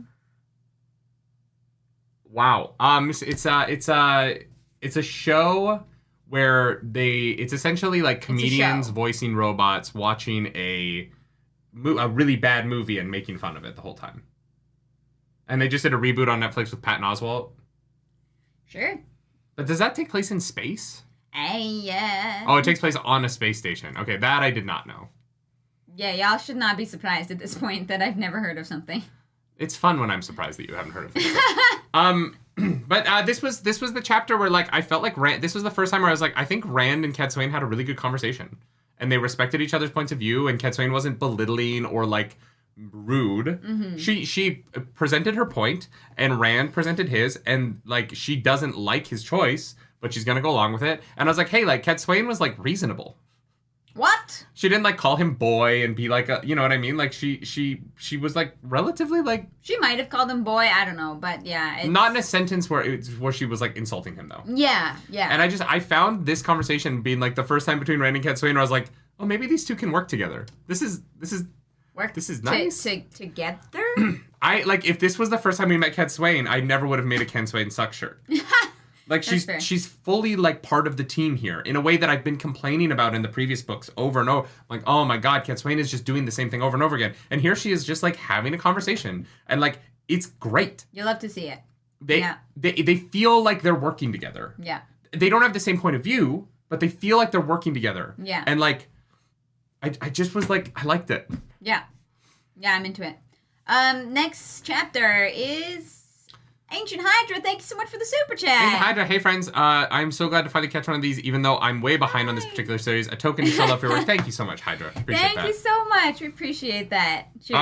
Pheno says Brandon Sanderson did not like her methods. I get that, and that he's changed her to like be feel like a human. Yeah. I didn't like her methods either, and now I'm okay with them. Yeah. And then we have Egwene. And Egwene, Chapter 2, The Nature of Pain. Egwene's still, getting beat up, but Sylviana has like a little bit of a slip, like she's kind of like maybe this isn't gonna work. Maybe, but as she's leaving Sylviana from her latest spanking, she finds out that it's time for her to serve Eleda. She's not seen Eleda face to face since she's been brought to the White Tower, but tonight she's going to be their waiter. Yeah. Perry Wolf, thank you for the super chat. Nerdy's hair does look great. Thank you. He's I appreciate that. He's so cute. I don't feel good, but I feel like I look good. But you look great, so. I feel like shit. For anyone who's like, oh, you're going to play Jedi Survivor on stream later today? I will not be. No. After book club, I will not be talking. My throat hurts. I'm so sorry. It's fine. It's all good. I'm happy to be live. You know what I mean? I'm happy to be talking about this book that I enjoy very much.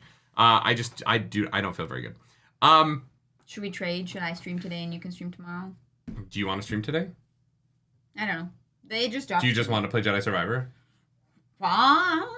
I have a feeling you're going to play today and tomorrow. Maybe. Okay. Maybe. Yeah. So she goes up to that dinner and guess who's there?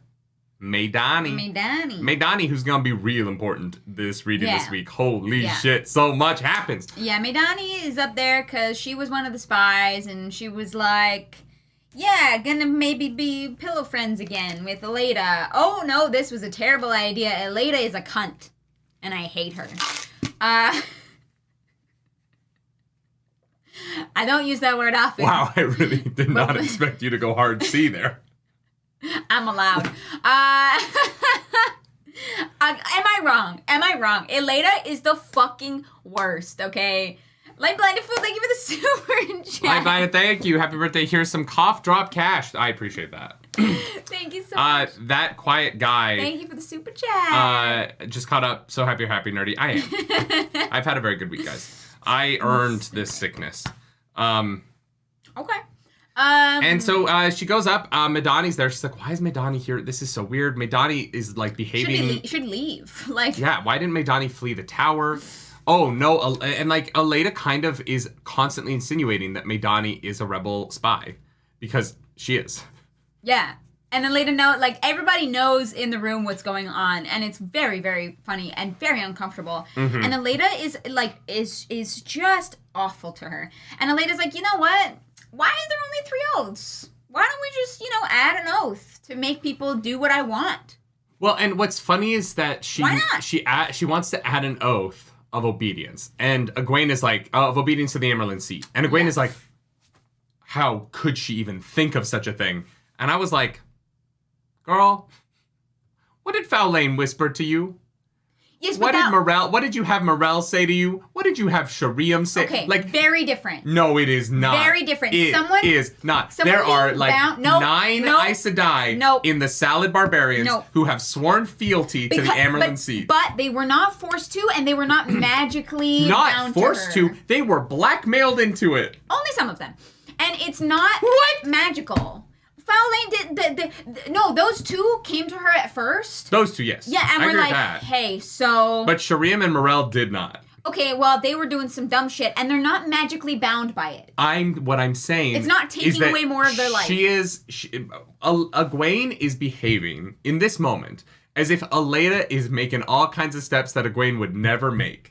But that is not necessarily the case. But she's not forcing people to do it. They came to her. I mean, those couple people, she felt like it was necessary because of what they did, especially with Lan. But they do not feel like the same thing to me. Okay. Andre, thank you for that super chat. I don't get why you think slavery is so bad, but are okay with killing. Massima's not some innocent dude. In Tyr, they kill channelers, and lords can kill peasants without consequences. Yeah, and I think that lords killing peasants without consequences is bad. But Fael killing Massima has been having his men rape and pillage across multiple countries, and Fael's putting an end to that. I do think that slavery is worse than that. I don't know what to tell you. Yes, killing a terrible human being who murders, rapes, and pillages. It's definitely not worse than slavery. What? I don't. Okay. Anyways. I think that slavery is worse than that. I don't know what to tell you. Thank you for your super chat. Appreciate the money. I don't think that magically being bound to the Amerlin seat is the same thing as these people, some of them, willingly offering their obedience. They're not willingly offering their obedience, though. They are swearing fealty as Aes Sedai, which means that because of the 3 oaths, they are magically bound by their fealty oath. What? No. Yes, 100% yes. No, it's the same as Alejandra swears to be fealty to fucking Perrin and Fael. But Alejandra doesn't have the 3 oaths, making her oath of fealty magically binding. What Egwene did is not that strange. Or no, sorry, it is strange. It's not that different from what Aleida's doing here. I think there is some hypocrisy in Egwene being so judgmental of Aleida when she has people who have sworn fealty to her. Yeah, I guess it would be different if those people had all been of their own accord and free will, right? If it was all situations like Faolain. Maybe, yeah. I think that would be different. But I didn't realize that their oaths made the oath of obedience magically binding. Because then, in that instance, Egwene definitely did coerce people. She blackmails them into it. And look, I'm not saying that what her and Aleida are doing are equal. Aleida is doing a much, much more, meaningful, long-term, impactful version of it. But Egwene's idea that she would never do anything like what Aleida's doing, I don't agree with. I think that Egwene... You know what? That's fair. And I didn't make the connection about it being magically binding. I thought they were just well, we got your back kind of thing. I think that in this reading, and this isn't me complaining about these books, I think that this is really well-written stuff. I'm really interested in it. I'm bringing up Egwene's hypocrisy because I think that it is really good character stuff, not because it's not a negative on these books. I want to be clear. Yeah. No, that's totally fair. Dusty we Wheel. got the innkeeper in the chat. Everyone say hi. Wave to the innkeeper. Get to Towers of Midnight already. We got a month. We'll be there in a month. It was a joy to meet in person. Wait, what? Love that you are back in Wheel of Time and looking forward to watching your journey through the last 3 until we meet again. Dusty, anytime. Thank you so much. Yeah. We had a great chat with the innkeeper on that little season 2. Some Bane and Chiad moments. Yes. Go watch that. Thanks for stopping by, innkeeper. Good to see you. And Father Jerusalem, thank you for the super chat. I think that Wait, if you kill the killer, the number of killers stays the same. If I yield, then I'll kill 12. That's Father Jerusalem. I thank you for that super chat. Thank you for that. If you kill a single killer, then the number of killers stays the same. That is true. But if you kill multiple killers, the number of killers goes down. Yes, and all of Massima's followers were killers. So and technically all of Fail's are now killed. They've replaced them, but but they're not gonna go it's. Look, if they had a prison system to put Massima in, I would agree that he should be there. Yeah, if there was a government system where they could lock him up or whatever, then fine. But that doesn't exist, so you got to do something about it. Yeah, and I Arzu, thank you for that super chat. Thank you, Arzu. Fealty is not the same as obedience. An oath of obedience would make them literally jump when Aleda says so. Fealty implies loyalty, not direct obedience. Oh, 100%. I'm saying. Good point. Egwene's version of it is like a 3 out of 10. Yeah. And Aleda's is a 10 out of 10. Yeah. They're not the same level, but they're pointed in the same direction, where Egwene's pearl clutching felt a little bit. It's someone being like, well, my version of it is acceptable, but that isn't. Mm-hmm. And I think that she's being judgmental of Aleda's choices and not bringing a level of self-awareness to what she has done to get to where she's at. Yep. She has lied and manipulated Aes Sedai as well, right? And that's kind of the job of the Emerald Seat. Aleda's just doing a version of it that we don't agree with. Yeah. But I think that we're starting to see a level of becoming the Emerald Seat has induced a level of hypocrisy and narcissism in Egwene, where she is starting to believe that she is right all the time. Mm-hmm. She is approaching situations as if she is correct. And she has no fucking idea what Rand is up to. And she is so judgmental of his actions, right? Through the tidbits that she's hearing through the grapevine. And she is so sure that she, as the Emerald Seat of the White Tower, should be influencing his choices when she doesn't have the information that he has. She doesn't even have information on what he is actually up to. Mm-hmm. But she is being so fucking up her own ass about the Aes Sedai should be leading him without context. And that hypocrisy of her character is really interesting. Mm-hmm. I hope that she grows out of it and learns the lesson that the Aes Sedai aren't fucking always right. And I wish that she was starting to see that in the fucking bullshit she's putting up with in the White Tower. Yeah. But I do think it's good character work to have her be this hypocritical, young, idealistic person who is fully drank the Kool-Aid of this cult system that the Aes Sedai have put her in, and have her have this really strong belief that because she's the Emerald, she can't be wrong. Aleda has that same belief. Yeah. And so when she looks at Aleda, she's looking a little bit more in a mirror than I think that she's willing to admit. Yeah. And that's really interesting character stuff, right? I pitting those two against each other, I'm having a lot of fun with it. Yeah, 1,000%. Yeah. Jason Mosa, thank you for that super chat. Appreciate it. At least one Aes Sedai has decided that her oath of fealty no longer applies. Bound by the oath rod, she couldn't do that. Oh, 100%. Yeah. Yeah, they're definitely not the same, but I agree they are pointed in in the same direction. And it's a very interesting character choice. Yeah, they're not on the same level, guys. Yeah. That's not what I'm saying. I'm just saying that Egwene being I would never, and I'm really? So Egwene spills some soup. I couldn't put up with Aleda either. I would get the fuck out of there so fast. I'd do the same thing. So she goes for another spanking. Well, you're skipping over some important stuff here. Sorry, she's like, hey, Maidani, you still serve me, send for me. Yeah. At some point. Maidani's like, no. And they have this whole conversation that Aleda doesn't hear. Yeah. And I don't know, where Aleda was in the room. She's in the hallway getting servants. Oh, is that where she is? Okay. Yeah. She's literally, screaming at servants in the hallway. There were a couple of times, because we were listening to the audiobook, that I lost the plot a little. And this was one of them where I was like, why are they... Feels like it would be dangerous to have this conversation in Aleda's room, but whatever. Yeah, no, and they can't hear... Aleda can't hear over her own screaming. And we go to the most important spanking of the entire series. Egwene, getting her little bottom whooped, thinks about how sad the state of the White Tower is, and realizes that the pain she feels in her tuchus is nothing compared to the pain of seeing the White Tower in shambles, and she starts to laugh. Yeah. This is the only spanking. Egwene being spanked is the only spanking we really get into in these first 12 chapters. And so it makes it so much more impactful. It's what we're talking about the last book. When it's the only one, it matters. Yes. And yes.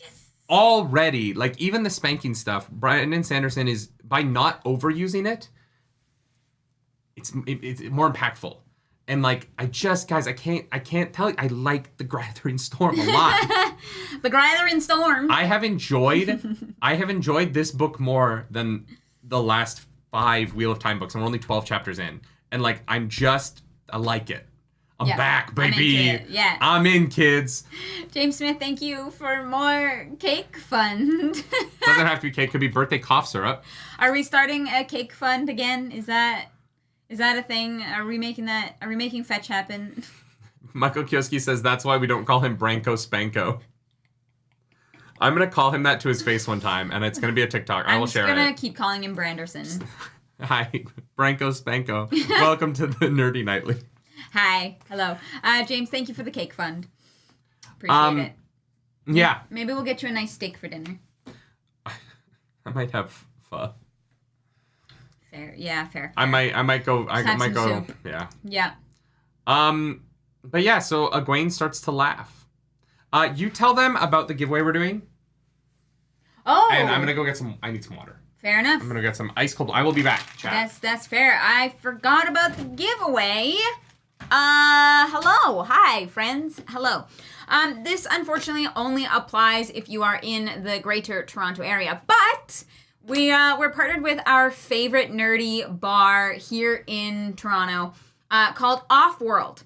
Nerdy themes, nerdy drinks. They're doing a May the 4th party. We're gonna be there, and we actually have 2 tickets to give away for that party.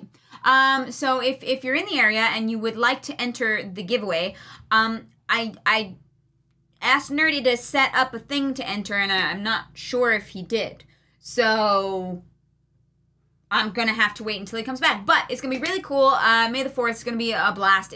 Guys, Off-World is fantastic. They have like really cool drinks, really amazing people. That's like our kind of go-to spot in the city. So we do have a giveaway for 2 tickets. I just don't know where the giveaway is. So, yeah, I know there's not like a ton of you in the Greater Toronto area, but there's probably some of you. So if you want tickets to the party, we will give you a way to enter that. And when Nerdy gets back, I'll let you know how, because I do not have that information. Hi, did you set up the giveaway? No. Oh! You just have to follow us and Off-World on Instagram. What? What? No, you have to set up a giveaway bot. No, you have to follow Off-World and us on Instagram. No, they have to do that, but they also have to enter the giveaway. Well, the giveaway is going to be going all weekend, so we'll have that link up during her streams, and don't worry about it. God damn it. You have to be in Toronto, too, next weekend, so. Yeah, wow, this went really well. I thought you set up the bot for the giveaway. No. Cool. I didn't do that. Love that for us. All right, well, we'll do that right after the stream and share the link in the Discord. Sure. So you just got to follow Nerdy Nightly on Instagram. You got to follow Off-World Bar on Instagram, and then enter the giveaway for 2 tickets. 2 whole tickets. I got a lozenge. Smart. Very smart. I was going to say, like, I'll make you tea, but... After the stream. I'll have some tea. Okay. Chapter 3. Ways of Honor. The Ways of Honor. I thought they were going to go into the ways in this chapter, and they did not. They did not, no. There were no ways. There was just no honor. Mm-hmm. So, honestly, the chapter title's a lie. Yeah, how dare they. Avienda is being punished by the Wise Ones. And, not like normal Aiel punishment where it's like, you're doing labor that helps the clan and everybody, get chores done. Nope, she gets given, like, the most pointless, useless, boring public punishments for reasons that we're not sure yet. Well, the chapter starts with them coming back from a scouting mission of the Sanchin, because they're now in Aradaman. Mm-hmm. And she is with is it Ruark? Ruark, yep. And he's like, this is the scouting report. Avienda was there, and they're like, why were you there? Why were you there? Huh? You're that's not your job. And she's like, right, that's not my job. Fuck. So she thinks she's being punished for that. And they're like, that's not what you're being punished for. And she's like, well, fuck, what the fuck am I being punished for? And guys, I'm not going to lie. This is the only narrative so far in this book that I was kind of like, I have no idea what the fuck is going on. No, I don't get it. No, I don't know. And we'll talk about it because it comes back up later. Yeah. Don't know. I don't have any. I'm very confused. I'm as confused as Avienda is about this as well. But because it comes across like it's supposed to be that like the final test that wise ones must go through before they become wise ones is this like shame. Mm-hmm. Is like accepting shame as part of life or something like that. But they're doing it with Avienda in such a public way that if that is the case, it would be weird if all Aiel weren't aware of the fact that everyone dealt with this before they became wise ones. Yeah. Like, how public it is kind of implies that, like, everyone would know about it. Yeah, which is why I don't think it's that. Like, Yeah. I think it has something to do with Rand and, like, the answers that she's given. And I couldn't tell you. But Ruark's there, and Rand is like, go kidnap the Merchants Guild. And Ruark is like, we're not kidnappers. And Rand's like, I don't care. Mm-hmm. I was like, okay. There is an element, actually, you know what it might be? Ember Eyes just made me think of this. It's or to stand up for yourself and say, actually, no, this punishment is unreasonable. I will not stand for it. Maybe it is kind of in relationship to what's going on in the White Tower, where that One Eye Sedai accepted that Aleida demoted her, and so she got demoted. Here's the thing. So maybe this is a narrative of them needing Avienda to not accept it. Here's the problem that I have with that, though, right? Like, if that's the case, then what the fuck is the rest of their training for? Avienda and even Egwene go through this whole thing where they have to train to become wise ones, and they have to fucking defer to the wise ones at every fucking give and take. If they had, like, questioned, if they had questioned the wise ones in those moments, the wise ones would be like, you're out, kicked out, get out of here. So what is the timeline that you're allowed to push back? If that's what it is, I don't know if I'm really going to understand that. I think that's a great thing that you do have to teach someone like a wise one. But the problem is they spend the whole time fucking breaking you and being like subservient. Mm-hmm. You know, you spoke when you're spoken to, right? You have to listen, you have to defer. What is the changing point? Where is the moment? What's the line? My problem with it is that it would be so public. With it being so public, sorry. It would be weird if every wise one, right before they became a wise one, was suddenly doing, like, tasks so shameful that everyone would, it draws notice how shameful these tasks are, right? Yeah. And so every wise one did some really shameful shit right before they became wise ones. That would be something that people would talk about because of the public nature of it. Yeah. And so I don't, if that's what it is, I don't know that I will buy that it was that hard to figure out what it was, because as an Aiel who has watched wise ones become wise ones your whole life, because I'm assuming people become wise ones every year, right? I will be a little bit like, Avienda should have known about this. Well, and like that was my first instinct, but like it doesn't make sense with the training that they've got. Like, you know, if you want to build somebody up to question why things are done and think critically, you have to foster that the whole time. You can't just expect them to suddenly, like, have that when you decide it's prudent for them to have that. Mm-hmm. And I do think that a lot of these factions fail in teaching their apprentices to think critically and to question. Right? Mm-hmm. Shut up. You can't speak unless you're spoken to. That kind of thing. And I'm like, sure, okay. They're just making, like, obedient puppets who can channel or do whatever the fuck it is.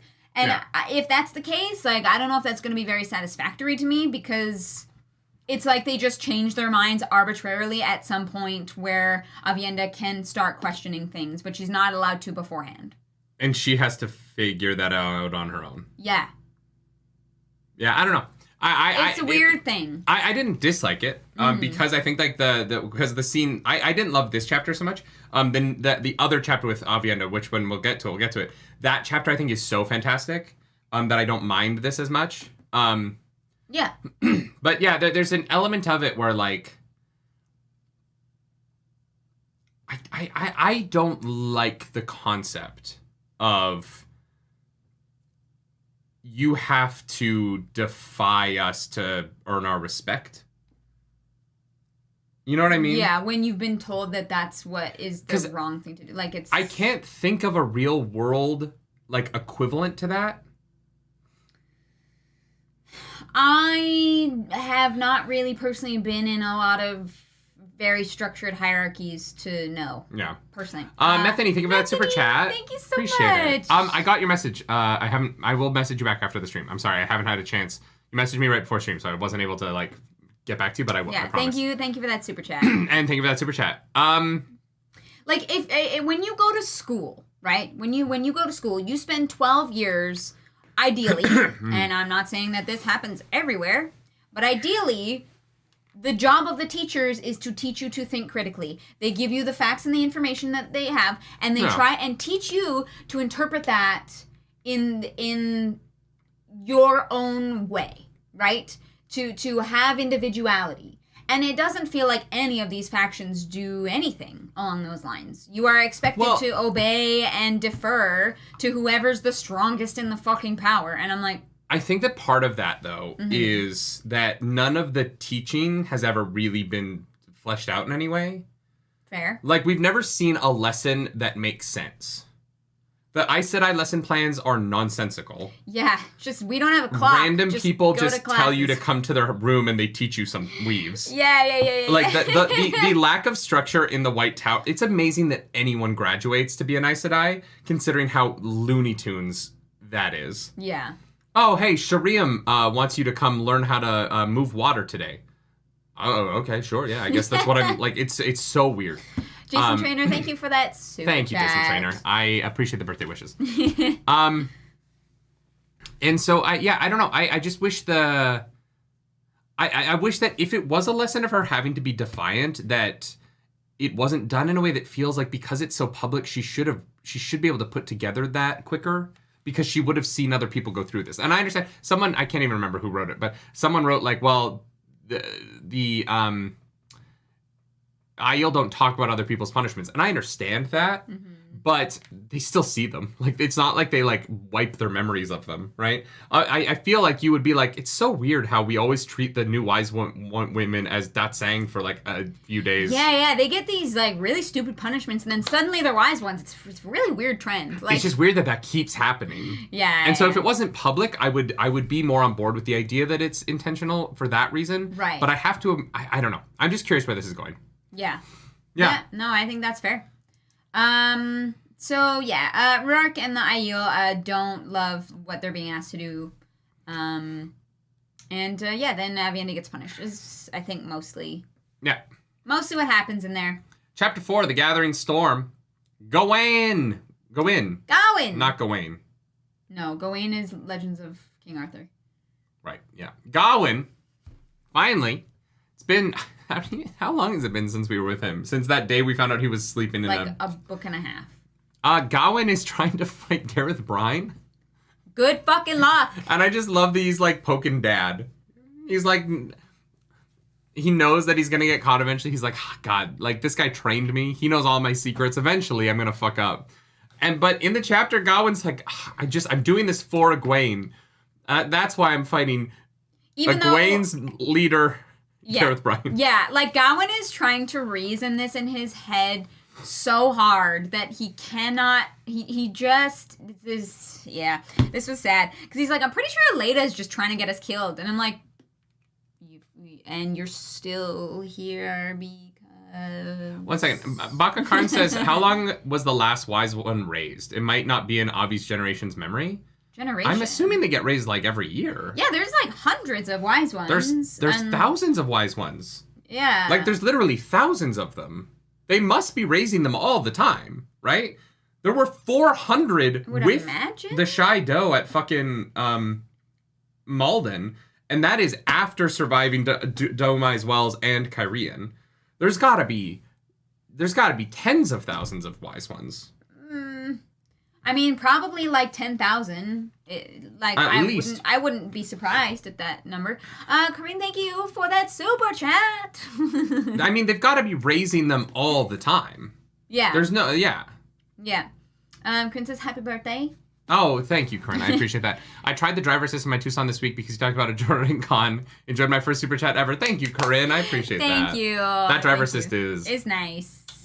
Yeah. Yeah. It's nice. Yeah, if you just think about like percentage of the population, like it must be a certain number of people who can channel, and all channelers become wise women, and people who don't. People who don't channel also become wise women. So I don't know. There's gotta be 5 or 6 Aiel a year who can channel minimum. Yeah. Who are becoming wise ones, right? Yeah. Arzu, thank you for the super chat. Gowan is literally 6 books behind everyone else in info. Yes. Gowan's like, why am I not a Camelin? I'm like, that's a good fucking question. Go there. Inquiring minds would like to know. I think Aleda's trying to get me killed. And we're like, she has been for books. So leave. Why are you still here? We found out that Aleda wanted Gawain killed at the end of the 6? Or the prologue after Dumai's Wells. Yeah. Like, goddamn, dude. Yeah.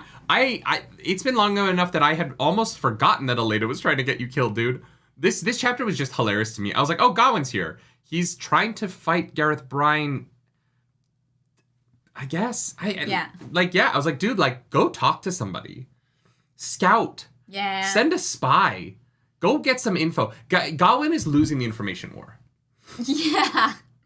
Yeah, to be fair, Gawain doesn't have the greatest resources. He is being manipulated. He just knows that he's being manipulated and doesn't do anything about it. I like Emberize's comment here. Yeah, Gawain. Gareth Brine is here, who is protecting Elaine, which is my job, but I'm not going to do anything about that. Yes. Yeah. Yeah. Yeah. Lightblind Full says, I think they haven't announced the Gawain casting for the show yet because they can't find anyone that wants to play him. Are you fucking kidding me? I would be Gawain in a minute. Show up every once in a while, mostly like lie in beds. I get to like make out with Egwene. Come on. Yeah, can't be mad at that, honestly. Maybe she'll have sex with me in the kitchen of her parents' inn. Yeah. Oh, guys, boy. My favorite thing about Jordan Con was how many times we just talked about how weird it is on the show that they have sex in the kitchen. Yeah. Yeah, that was everybody's strange. on board. Even whether you love or hate season 1 of The Wheel of Time, everybody agrees it's fucking weird that they have sex in the kitchen. Yeah. I would love to ask Rafe about that. Like, I would genuinely like to know. Please, Rafe, come on the podcast, please. This is your formal invitation. Somebody send this to Rafe, him. we will give you the most softball interview. We won't push you too hard on anything. No. We don't want to know spoilers because we want to see it when it happens. No, But we will push you on why did they have sex in the kitchen at the end? Why didn't they just go to a bedroom? Yes, please. Please, someone clip that and send it to him. If you know Rafe, say hi for us. Rafe Judkins, please, come talk to us. I won't bring up episode 8. Yeah, that'll be off the table. Because I feel bad. I feel really bad. That is a joke. I would love to have a very honest conversation about it. Not from a negative point of view. Yeah, why the fuck did you do this? But as from why? What were the happened? decisions? Yeah. Yeah. What was it like? Yeah. I can't imagine. That must have sucked. Yeah. Oh, man, I really can't imagine the shit that they had to go through to make that show happen. And just and this is a question that I don't think we would ever get an answer to, but I would love to have a real answer to the question: when you came back to film it, did you get additional budget for the COVID restrictions? Because COVID restrictions are fucking expensive. Or did you have to make episode 8 with the same budget, but deduct from that budget to go to COVID expenses? Man. You know what I mean? Because that's a question I would be very interested in knowing. Yeah. Because I can't imagine Amazon put more money into it, right? So I would be very curious. Yeah, it's a good question. That's pretty much that chapter. That I don't think they would ever legally be able to answer publicly. Probably not, but I'd be curious. But yeah, I'm assuming at some point Gawain finds out that Gareth works for Egwene, but yeah, I'm assuming. Could be wrong. Maybe Gawain actually fucks things up because he tries to go rescue Egwene. He finds out that she's being beaten in the tower, and so he actually fucks up her plan by riding in and killing people. Mm-hmm. I could see that happening. That feels very his character. Yeah. He fucks up the siege by trying to go after Egwene. Maybe. That would be interesting. I would actually like it if him finding out about Egwene fucks up the siege. He's the one who brings the Sanchin to the tower. No. I don't know how. No, because I would put Egwene at risk, and I don't think he would do that. Fair. Yeah, no, that's fair. He's the one that saves Egwene from the Sanchin. Gawain getting a big moment where he gets to swing his big dick, just be like, "Oh, Egwene, I'm here," and Egwene is like, Gawain's got husband dick, you know. I don't believe that at all. I still do I have husband dick? Huh? Do I have husband dick? What do you mean? I don't know. That was a term that you used the other day. Oh, that's right. I got that from you. I forgot about that. I didn't come up with that. That's funny. I'm not big brain enough. No, it wasn't me. It was Phoenix. Talia's friend at the cigar bar. That's where I came from. Oh. Anyway. Gotcha. Anyways, A Tale of Blood. A Tale of Blood, chapter 5. Holy shit, we're getting through this slow. It's gonna be a long book club, y'all. Rand is in Aridoman. Project Myrtle says, "Stop the podcast. We have to know." What do we have to know? I think what husband dick is. Oh, It's when you when it's like average size and you don't have to like put into any work into it, you know? Like, because if you're gonna commit to that for life, it's too much. You don't want a massive dick. Okay. Right? I have a friend who's endowed. Well endowed. Who's well endowed to the point that's like it's difficult for his partners. Yeah, it's not a fun time. And so we were just joking about like, well, you want him for a short time, not a long time. And I was like, well, I'm perfectly average. And Phoenix was like, you got that husband dick. And I was like, I got that husband dick. Yeah. That's all it is. So a new term for you all to use in your daily lives. And if you'd like to see my penis, subscribe to Amazon Prime and wait a few months. I was like, what the fuck? You don't know when it's gonna come out. It'll be this year. Fair enough. Nerdy's mommy's still there. She knows. No, she left. Knows. She left on purpose. Fino is not going to use this new term. Fair enough. Fair. You do what you want. Yeah. Anyways, the Nerdy Weird Book Club. Back to books. Purple Aja, thank you for popping in on your lunch break to talk about husband dick. I'm so glad you're enjoying this book more. I love this book. Thank you for that super chat. I feel a little high right now. Oh. I don't feel good. Did you take an edible? No. Ah, oh, darn, you should have. I don't feel very good.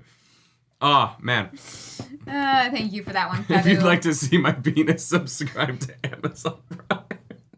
That's going to be taken out of context in a fantastic No, but that is the context. No, I know. That's not... You can't take that out of context. That is just a true statement. Maybe they edit my penis out. Like, maybe they don't use a shot where you actually see my dick. Maybe. I don't know. It's not like they did a close-up of it, right? Yeah, no, I doubt it. But... But yeah, no, like, there's no context there. It's just... Anyway, I shot a nude scene for an Amazon Prime show. That's all. Wheel of Time. We go to Rand. Rand's thinking. Rand is using that big old brain of his. Darlin's doing his job, getting an army ready in Tyr. No, Darlin can't be Demandred. I don't think so, no. And then Hareen is there, and he's like, "Why the fuck aren't my ships here?" And she's like, "Buddy, chill the fuck out. Do you know how much time it takes to fucking get to around a sail? continent? We have to get through all the Sanchin ships. We have to like load those ships. We have to man those ships. Like, there's a lot of like logistical things going on." He's like, "No, I don't care. Give me those ships now." And she's like, "Are you implying that we're not going to keep our half of the bargain?" And he's like, and then Cat Swain comes in and is like, maybe, different approach, maybe. And Rand is like, "You know what? You right.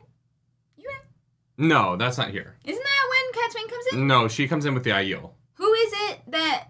Oh, no. Does Rand do this one himself? Rand just yells at Hareen.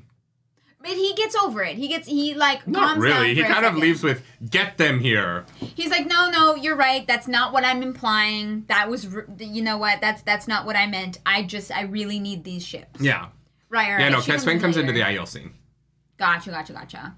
I mean, it's same kind of beat. It's just Rand manages to navigate this one himself. Yeah, Harin's just doing their best. She's like, yeah, I got, strung up naked, but I didn't lose my my title, so that's cool. I got beat to shit, but I kept my job is a weird, like... But I kept my job. Unemployment is... Don't worry, I didn't get demoted. I just got my ass kicked. Is such a weird thing to be happy about. Yeah. Rand's also upset that nobody believes that the taint is cleansed, which, like, fair, I get it. I'm just glad someone fucking brought it up. Yeah, because that's frustrating, He did this thing, and nobody appreciates it, except for the Yashaman, I guess. And I guess the Aes Sedai that the Ashman are bonded to. Yeah, I did love, though. I loved in this scene where Rand is like, I know how to deal with you. I will answer one question if you answer a question. Yeah. And because Rand wants to know what happens to male channelers and the sea folk. Yeah. And we learn, and it's interesting, right? You can either, like... You can die or you can die. Jump off a boat with a rock, or you can be left on an island to, like... pull a Jack Sparrow. To starve or dehydrate to death. Yeah, Jack Sparrow. Yeah, but, like, what the fuck? Yeah, it's pretty fucked up. So, I if it was me, I don't think I would want to go mad. So I don't think you're gonna go mad. Unless there's fresh water and food on that island. No, I mean go mad with the taint. Oh yeah. Like I wouldn't want to be in that position. So. Yeah, no, I would definitely take the rock and the quick. Yeah, just get it done. Yeah, I don't want to just like sit on an island and bake to death. Without food. Yeah, I'm too pale with for that. With no rum. MJ Daniel knows with no rum. No rum. No rum. So sad. Yeah, and then Harina's like, you know what? I'm going to save my question because I'm going to have a long think about it. I was like, all right. That's fair. Yeah. I was kind of hoping she would ask the question now so that we could get some insight into what the fucking sea folk want, but no, not today. No. Let's have some fun. This beat is sick. I want to take a ride on your nerdy stick. Let's play a love game. All right. Well, like and brother, I will be at YetiCon this summer. If you're interested in having a threesome with Clarus and I, wow, you're just send your application now. Well, we'll have a form There's that you can fill out. There's a vetting process. Yeah. Forms need to be filled out. Yeah, you have to go for some health and safety wellness tests. Safety.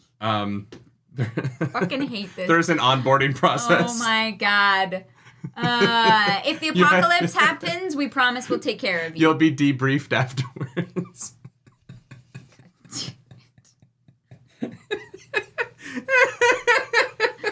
Yeah, you're losing it. Guys, Nerdy is sick. I am not Nerdy is sick. Oh my god, an onboarding process. I hate it here. Anyways, Cat Swain's point of view. I want to make a like skit for YouTube that's like vetting people for threesomes. But like it's a threesome interview, but it's structured like a business interview.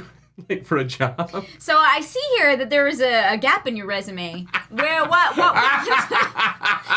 going on here? That is so funny. What were you up to during oh my God. March of 2020 to October of 2020? Oh, COVID. Yeah, no. That's funny. That's fair. Simon Roberts says hopefully debriefed during. God damn. That's funny. Where do you see yourself in 5 years? Oh my god. What are your long-term goals? Anyways, Cat Swain. What is your worst quality in a threesome? What is your worst quality? I'm too generous. Too generous with my time. Do you have any references? Can we contact them? Hi. Yeah, we were just interviewing Margaret for this threesome. She said that you guys used to date. Yeah. How was it? What is she like? Cool. Okay. We can work with that, you know. Oh my god, that is so funny. Oh god. What's the list of special skills you'd put at the bottom of that resume? Don't answer that. We have books to talk about. We're only like halfway done. Yeah, Rand, throughout the chapter we see Rand kind of freaking out a little bit because he keeps remembering things from Luce Theron's time. Do you have experience with power tools? Sorry,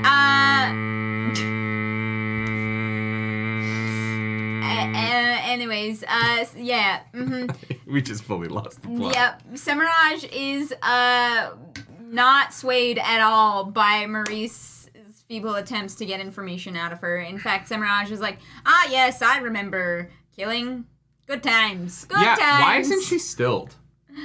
Great fucking question. Like, you can heal it. It's not like stealing her kills her. And honestly, they should still her and then heal her and have a woman heal her so that she's less weaker. Powerful. Like, so that she's not suicidal because she can access the one power, but you dampen her abilities.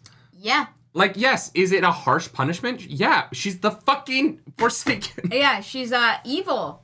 She's evil. She likes hurting people.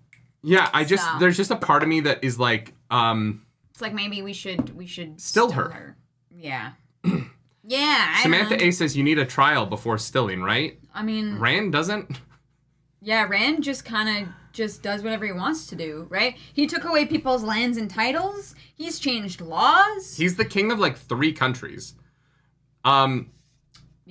I don't know. I think that like there are so many women Forsaken who they've had long opportunities to take away their ability to fight in the final battle. Yeah. And they haven't done it. And I'm like, y'all.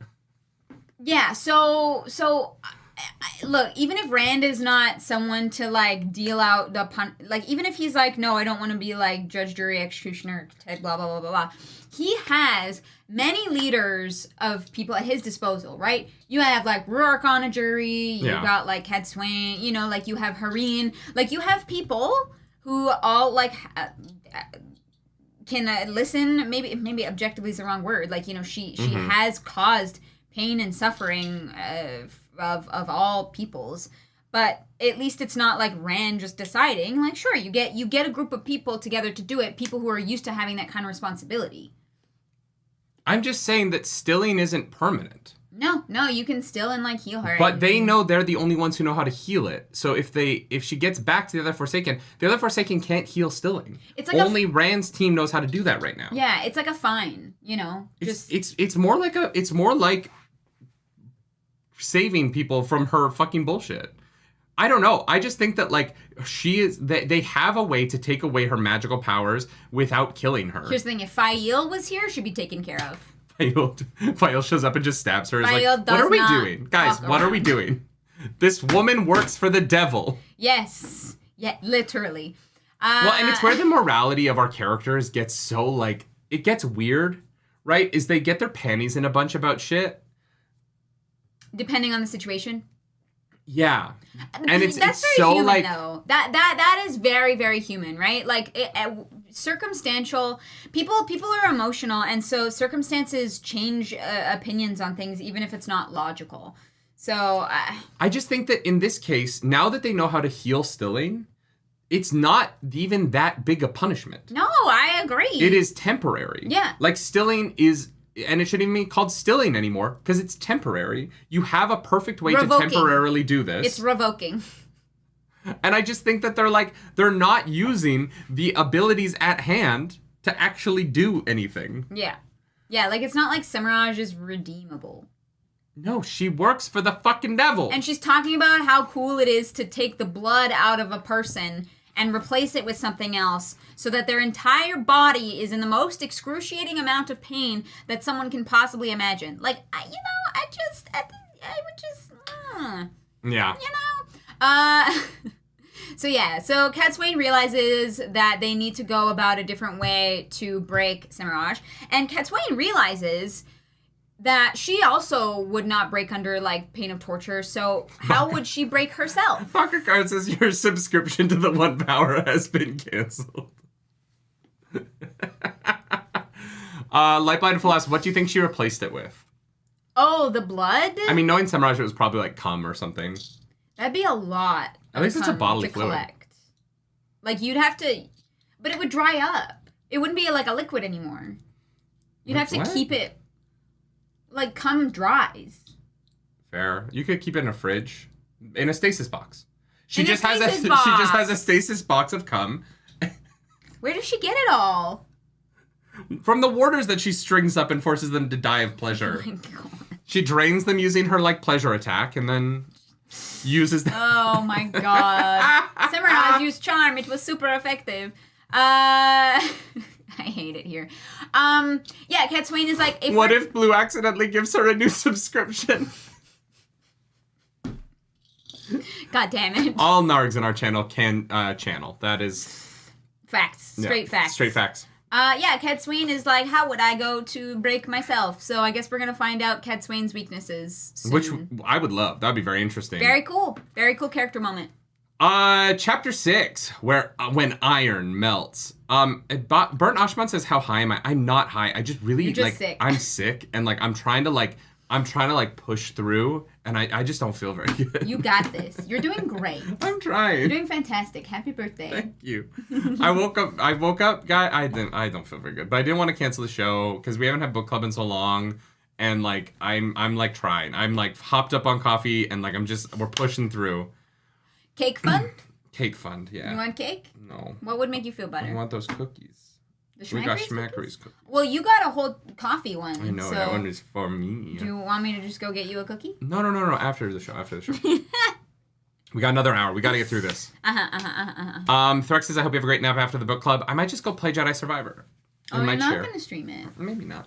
I might play it on my own first and then stream a Grandmaster playthrough. Oh, gotcha. But I do want to play it today. And also, I don't want to stream. I'm going to be streaming it. If not today, then definitely tomorrow. You stream today if you want. Maybe I will. But it's also your birthday. I want to, get you some good dinner and spend time with you. Don't worry about it. You stream. You'll have fun. Rodell is like, yo, we won.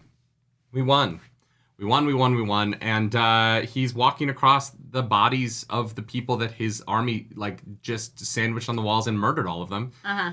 And he finds Turon, who is like, fucking got me, dude. Yeah, you got me. But the ever victorious army, which has recently not been very victorious, if we're being completely honest. No. They learn from their mistakes. And so this is your last one. And Rodell's like, yeah, probably. Probably. You're not wrong. I'm going to give you a good death. Give good death. And I really one of my favorite lines from this whole reading this week was Rodell notices Turon's heron-marked blade and is like, oh man, it would have been awesome if we could have crossed blades. And he's like, Hot. Oh no, wait, that's what we've been doing for weeks. What am I talking about? And then he kills him himself. And I was like, Rodell's got honor. Again, Rodell kills the guy, but it's the right thing to do because sometimes it's the right thing to do. I love the scene. I love the scene between the two of them. I love Rodell so much. When people were like, you guys are meeting one of the best characters in Wheel of Time. I was like, in the slog? Really? Yeah. And now I'm like, yeah, Rodell Iturralde is one of the best characters. Iturralde. He is so interesting and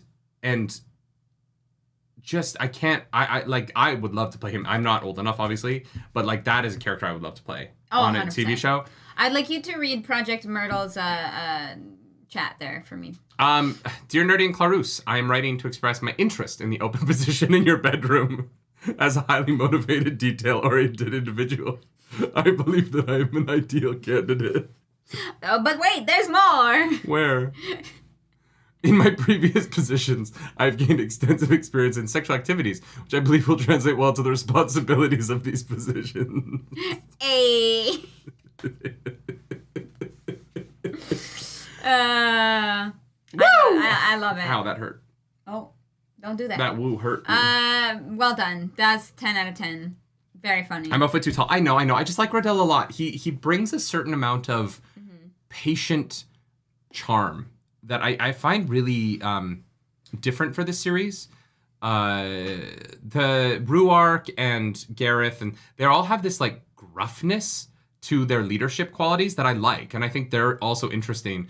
But Rodell feels a little bit more aristocratic, and then even Davin Bashir, right? Yeah. He just has this sort of very casual sort of well, this is just what we're gonna do today. Yeah. And I'm it's really interesting. He's this general who is he is so patient and makes sure that he is so well thought out that by the time it happens, everyone is looking to him like, hey, your plan worked. And he's like, yeah, I know. I spent a lot of time thinking about it.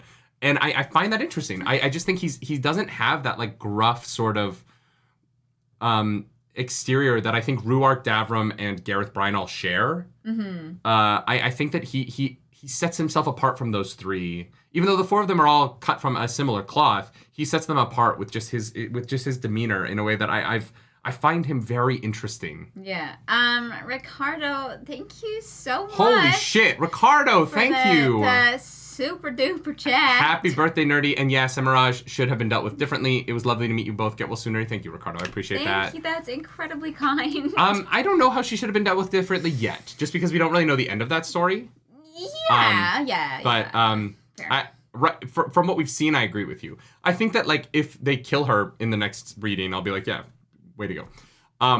They know they're going to the last battle. Yeah, you gotta clear some of the fucking 3,000-year-old sworn to the devil evil people before you get to the battle for all of humanity. This isn't some like regional dispute where you're like can like lock up your enemy. You're fighting the fucking like the like horsemen of the apocalypse. Yeah. And not only do you know they're the horsemen of the apocalypse, but you know that like Semiraj has tortured cities to death. Fucking killer. Yeah. You voted out. Light Blinded Fool says, I see Iturralde as like an 18th century French general. I like that. I like that description of it. Yeah. 100%. He just brings a different vibe, and I'm really into it. I agree. Yeah, and we'll get to his part in the woods, where I think he actually is really, really interesting later. Mm-hmm. So Riddell cuts off Turon's head because he's an honorable man. Yeah. I also like he's like, there's no victory in war, but there is honor. And I was like, that's a fucking that's a baller line. Yeah. Egwene is back in the White Tower. This is the same chapter for some reason. Not really sure why. And just, had to make the chapter longer. Fabu says, does Rotel have a BFF named Velveeta? Sure. I'm sorry.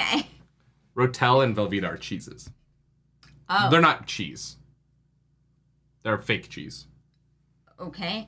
I was in a musical once, which is funny because we were at a party last night, 2 nights ago. And this guy walks up to me and he's like, do I know you? And I was like, yes. I did a show with your wife, Janice. And his wife, we did a song where I was an alien who comes to Earth. And I love Velveeta. Right, cheese. right. And then I meet a woman whose hair is the same color of Velveeta. And I sing this whole song about Velveeta to her.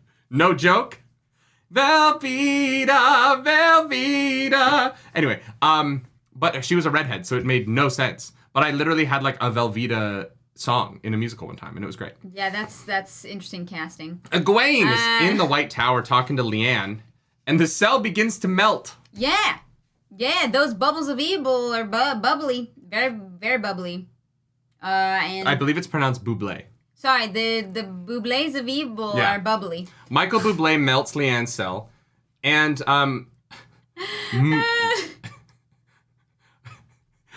Musarin and Galarna, which I was like, oh, great. Leanne is she's being saved by fucking, like, medication that you see ads for on television. Yeah. With Ask your doctor about Musarin. Yes, but, don't read the side effects because they're long and extensive. You know what? Musarin is the cure you take when you have Galarna. To be fair, they're both yellows. I know. So... I read this and I was like, Musarin and Galarna...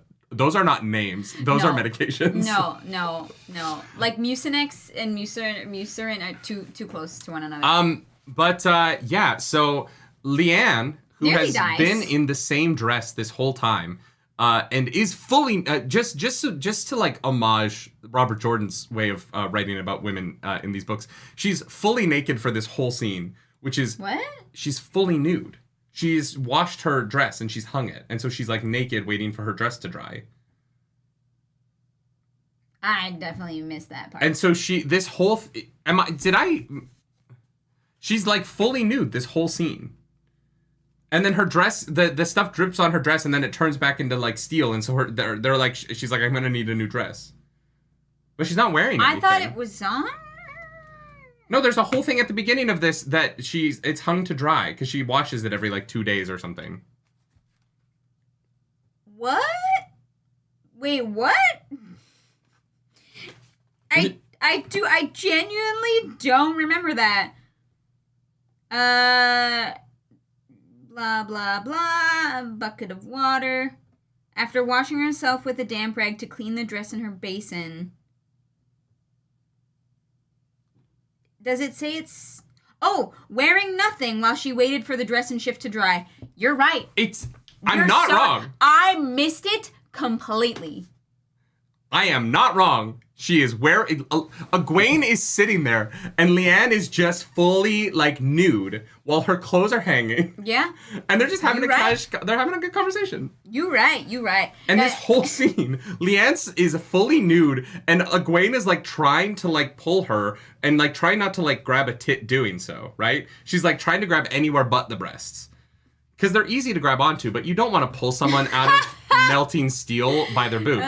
No, Jason, I just read it. It says she is naked. It 100% says she is naked. No, it says she's wearing nothing correct. as she waits for her dress and shift to dry. Yeah, if you have the same books that we do, that is going to be page 110. She talks about how she does that, but she's wearing it now. No, she's not. She's fully nude. Guys, we're looking at it right now. She's fully nude this whole scene. AP, thank you for that super chat. A lot of random names Sanderson uses are based on real people from the Wheel of Time community who wanted to include for in Wonder. That's so beautiful. I love that. Yes, but that's not right now. No, it is right now. Oh, that's so awesome. Thank you for that super chat. Yeah, no, it literally says...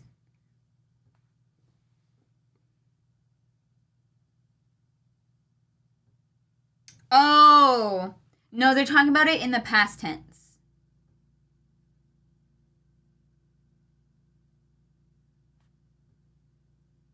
I understand. She's thinking of the mornings that she had to wait for the dress to dry. Not that is happening in this moment. No, she's fully naked. Right here. No, it comes up again when she gets pulled out. What?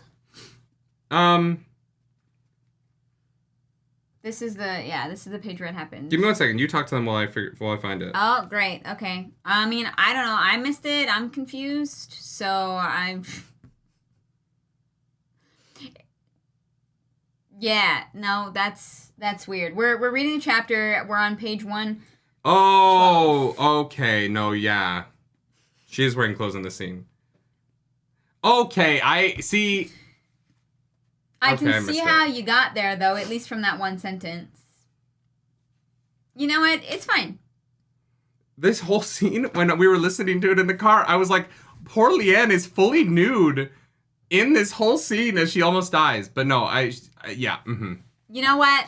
It's all good. It's all good. Well, it's less interesting now that she's clothed, so whatever. How dare she have clothes on? I thought that I misunderstood. This is what happens, guys. I can't audiobook it because I'm like, oh my god, she's naked, and I just accept that. No, yeah. Wow. That's and we didn't know that we weren't on the same page about it because we just both were like, yeah, I know what's happening. And this is why we do book clubs so that you guys can correct us when we don't know what's going on. Exactly. So. Yeah.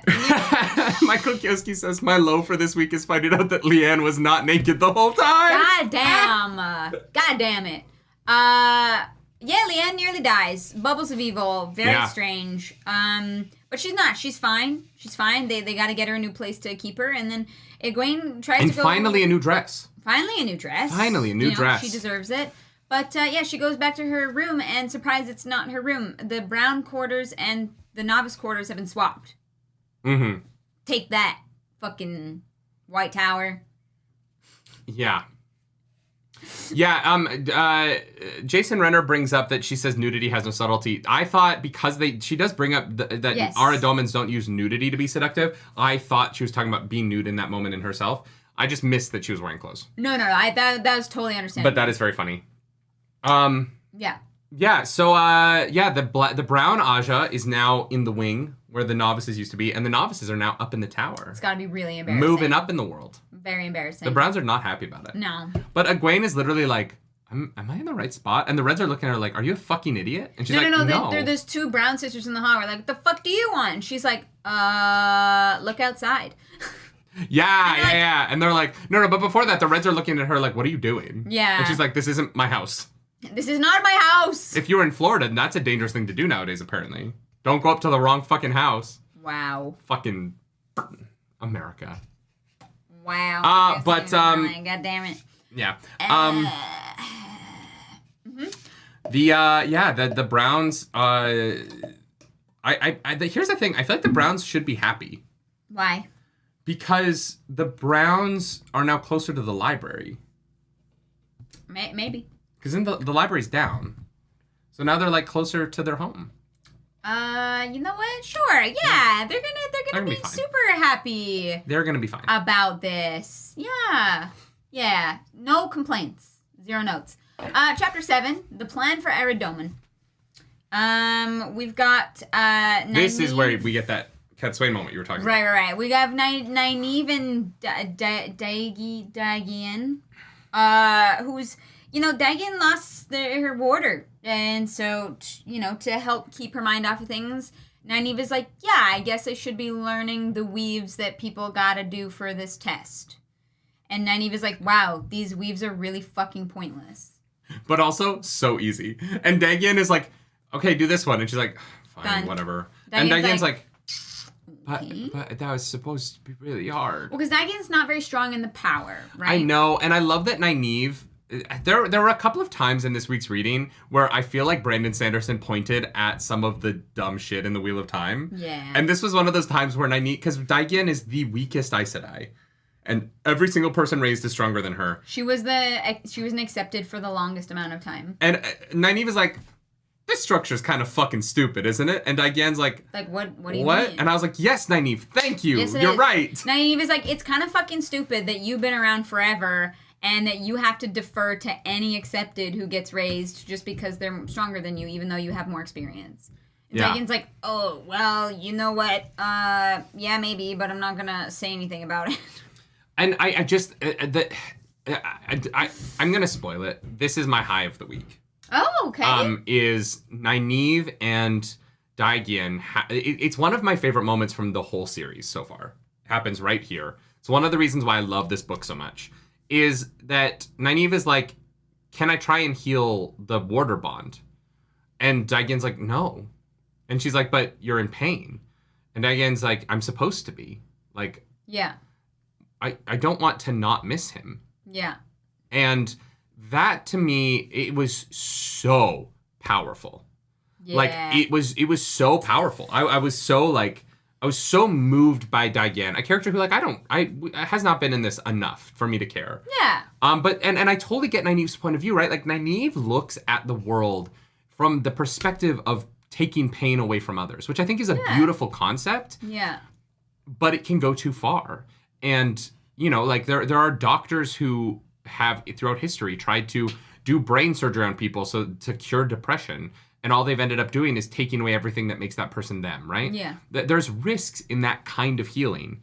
And for Dagian to be able to articulate so well why it is okay to be in pain emotionally sometimes and the value of pain, I think is really like stunning. And I just... No. Dagian being like, no, I want to hurt. I don't want to forget him. I don't want this feeling to go away was just so unbelievably good. I really, really, really loved it. Yeah. Yeah. This part, just gave me chills because there was so much growth here from on the two different fronts of the pain that Dagian is going through. And, Nynaeve is like, would I want that pain to go away if something happened to Lan? Yeah. You don't know what that's going to do. Like, the point of losing someone is that it does hurt. Yeah. Because of what that person meant to you. So do you take away what that person meant to you if you just, Band-Aid it? It's a really interesting, human question. Yeah, and it's honestly, it's something that a lot of media deals with because most media, by this point in a series as long as this, your main characters have suffered a lot of loss. What's kind of weird about the Wheel of Time is that most of our characters haven't. The main characters, yeah. Yeah, no, but there isn't a lot of loss. There isn't a lot of the emotional weight of loss in this series because our main characters and their loved ones, for the most part, have survived. Like, Perrin's family would be the only one, but I think that Perrin is more affected by loss than other characters. Perrin feels loss. Yeah. And Perrin, like, the way that Perrin responds to Fail's kidnapping and her servitude affects him as a character a lot. Yeah. But a lot of our other characters, Matt, Egwene,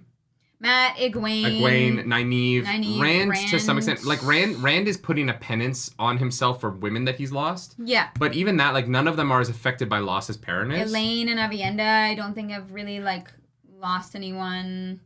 I mean, Elaine's lost her mom, kind of. Sure, but we actually haven't seen Elaine deal with that in any kind of capacity.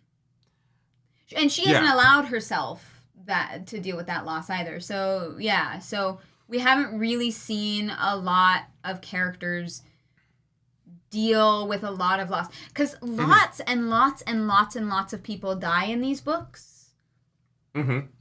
And sometimes the weight of that doesn't feel at the forefront for some of our characters. I agree with that. Right. Yeah. Right. And at times does, at times not. You know, like you said, Rand puts like a penance on himself.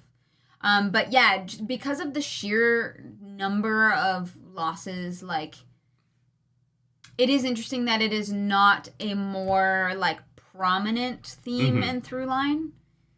I think it will be. We're heading into the last battle. I think that it really, really will be. Sand Danglokta says Matt loses Thailand. I would not consider that something that Matt is going to be emotionally invested in. Yeah, like I don't know that he loves Thailand. I think that he's like, fuck, that sucks. And then he moves on with his life. Yeah. Rand seems to deal with loss in a very negative way, says Me Monk. I think that everyone deals with loss in a negative way. I don't think that anyone is like... No one's really good at dealing with loss. Yeah, but I think that how you go from loss is important, and I think that we've seen that with Perrin, and I'm glad that Diane is bringing that into the series, because I think that is important in a series about war to discuss that, right? And bringing it to Nynaeve as well. It's one of the ongoing discussions we have in Attack on Titan of like the way the show deals with loss is sort of interesting and sort of cold. Yeah. And Wheel of Time can be that way as well at times. And I really enjoyed this scene to have someone bring up the like kind of feeling that loss can inspire in people, right? Yeah. And I thought it was beautiful. I thought this whole scene was handled so well, and I really, really, really enjoyed it. Yeah. So fantastic. So Nynaeve leaves Daigen to go to, because the Aiel are back, and she's like, that Rand al'Thor didn't invite me. And then she walks in the door and is like, Rand is like, Nynaeve, I was about to invite you to this. And she's like, sure, you were. Cool, great. I'm gonna sit down then. Yeah. I was ready to be so mad at you, but I'm not gonna be that. Yeah. I'm not gonna be that mad at you then. Okay. Yeah. And so the Aiel show up. Yeah, the Aiel are supposed to be like helping put Aradoman back together. Yes. Which, like, I think that's a terrible plan, Rand. Just if I can put my 2 cents in there. Letting a bunch of foreigners come in and try and, like, corral these people who have no leadership. Mm-hmm. Probably not gonna work. I don't know what you expected Ruark to do. Yeah. But hey, that's just me. Yeah. 100%. Yeah. So, I got it wrong before. This is where he needs... He's laying into Ruark. Yeah. And Cadsuane. Now, I expected Cadsuane to be like, shut the fuck up, stop being... mind your manners. But she doesn't. Cadsuane, behaving like a fucking adult who's a good advisor, which shocked me, goes, hey, Rand, take 1 second. Think this through. And Rand does. He looks at her. And it is the difference between, I am smarter than you, do what I say, and an advisor going, you are smart. You know what to do here. Just take a second. And this scene, I was like, look, I've been complaining about Cadsuane for books. Mm-hmm. Books and books and books. I know I've been complaining about Cadsuane for crazy. And the one thing that I keep saying in that complaint is I just want to see her try a different tactic. And that's I've what said she it does. over and over and over again, and it would be hypocritical of me to see her finally use another tactic and not commend the shit out of her for stepping into the scene in a way that benefits Rand, that doesn't belittle him, that allows him to keep his integrity and dignity in the scene, and improves his station. Yeah. And I was like, this is the fucking thing I wanted from Cadsuane this whole time. Yeah. And we got it. And honestly, I don't know that I'll wear my Cat Swain suck shirt on the stream ever again. I don't know that I will until she sucks again. But for now, she's great here. Bold statement. She is doing her job in a way that builds Ran up. Yeah. And without just being belittling and bullying. Agreed. She doesn't 100%. bully him at all. Yeah. And Cat Swain sucked. Cat Swain sucked. I was kind of stunned by it. I was like, oh, Cat Swain is behaving like an adult. Yeah. Who deserves her position. Yeah. This is nice. No, it's great. I liked it. I liked it a lot. Yeah. And I was like, if she had just behaved like this the whole time, I never would have complained about her. The problem is that there's no reason for this change in her. It is just a different writer, so it just kind of feels like a different character. But I'll take it because she doesn't just frustrate the shit out of me. It's fine. It's I greatly enjoyed it. So Rand's plan is to just have the Aiel fix everything, which isn't going to work. So he's like, you know what? I'm going to go talk to Rodel Iturralde. Yeah, he's pretty thankless to the Aiel, and I do feel that. Rand does not understand the work that like Ruark and the Wise Ones are doing for him. Samantha A, thank you for joining the Nargs. To be fair, this whole time, 4 friggin' books has been like 2 to 3 months. Crazy, right? No, more time has passed than that now. Time starts passing. In this book, yeah. No, we met Cat Swain in book 7. Which, it's been a while since book 7. James A. Smith, I don't know where I got the A from. Cat Swain is the best, see? Still can't say it with a straight face. Thank you for that super chat. I'm sure she's going to turn around and be awful again in the future, but I really liked her here. Okay. Yeah. Yeah, we'll see. We'll see what she does next. Sorry, Kyle. They are ripping apart our roof. Kyle, our roof is being replaced. So we, sorry. I was hoping you guys wouldn't be able to hear it, but yes, if there are bangs, I'm sorry. There are men on our roof at the moment. Yep. We didn't know that they were going to be here.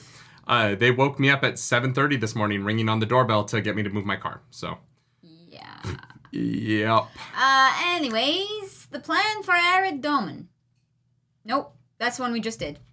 Next chapter. Randy's going to have the Aiel kidnap the Merchants Council so that they can install a new king. Make it, yeah. Next chapter is Clean Shirts. Oh my god. There's a bunch of mice in this one? What? Oh. The image. Didn't see that before. Oh. Just a bunch of mice or rats? One of the two? I don't know. Lelaine and Swan are having a discussion where Lelaine is like, I think the Amerlin seat is so fantastic and we should do everything she says. And Swan internally is like, you fucking fuck. Motherfucker. I know what you're doing. I see you, you fucking fucky fuck. And then Lelaine is like, I'm going to buy your debt from Gareth Bryan so you don't have to do that anymore. And Swan's like, no! No, because I can spy on him. And Lelaine's like, what? He's gonna betray, he needs to be spied on? No, he doesn't, need to be spied on, but, just in case, if I were there, then I would be able to know, and, kind of, mediate, This felt to me like the D&D table. The DM is setting something up, and you roll a deception check, but you roll well, but the DM wants you to be successful, but wants to fuck with you. Yes. And so he's like, oh, so we need to spy on him, huh? And you're like, fuck, no, that's not what no, god damn it, no, well, no, I want his dick. But no, yeah. And, basically. This was great. Yeah. This is, What?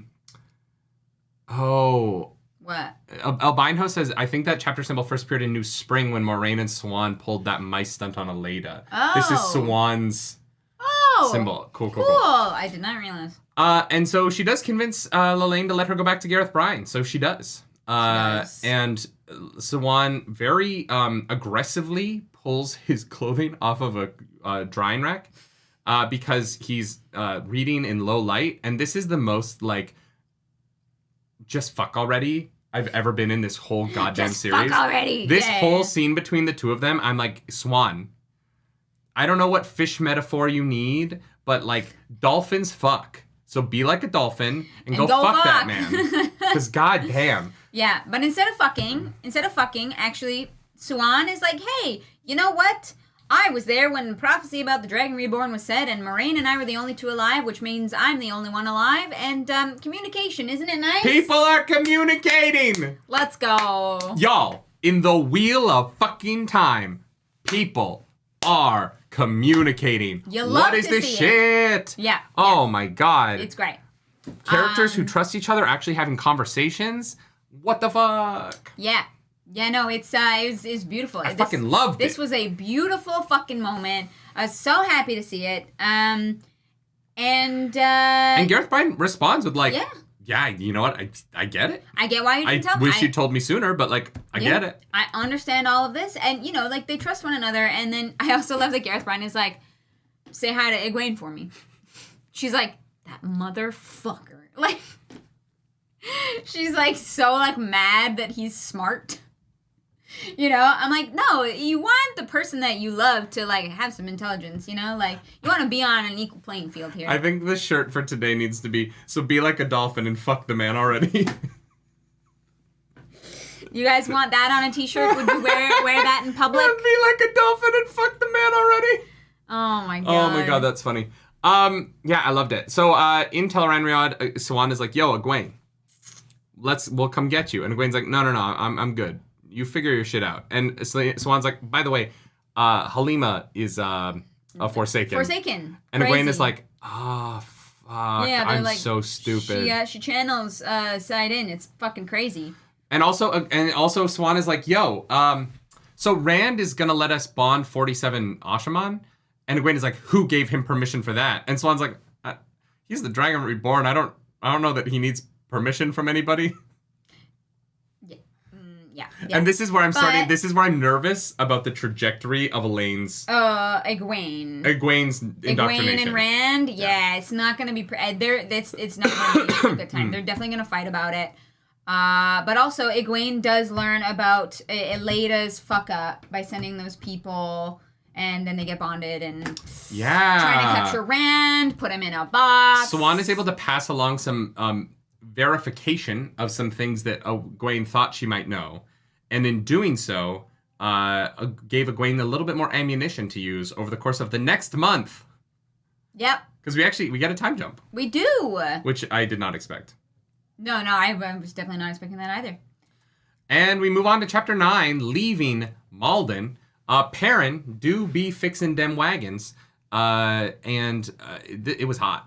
This whole scene, I was like, yeah. Yeah, sweaty men doing You get on the ground. Things. And he's like, I'm not wearing my nice coat. And I'm like, yeah, of course, you're fucking working on wagons on the ground. Why would Fael be mad at you for not wearing your nice coat? Yeah.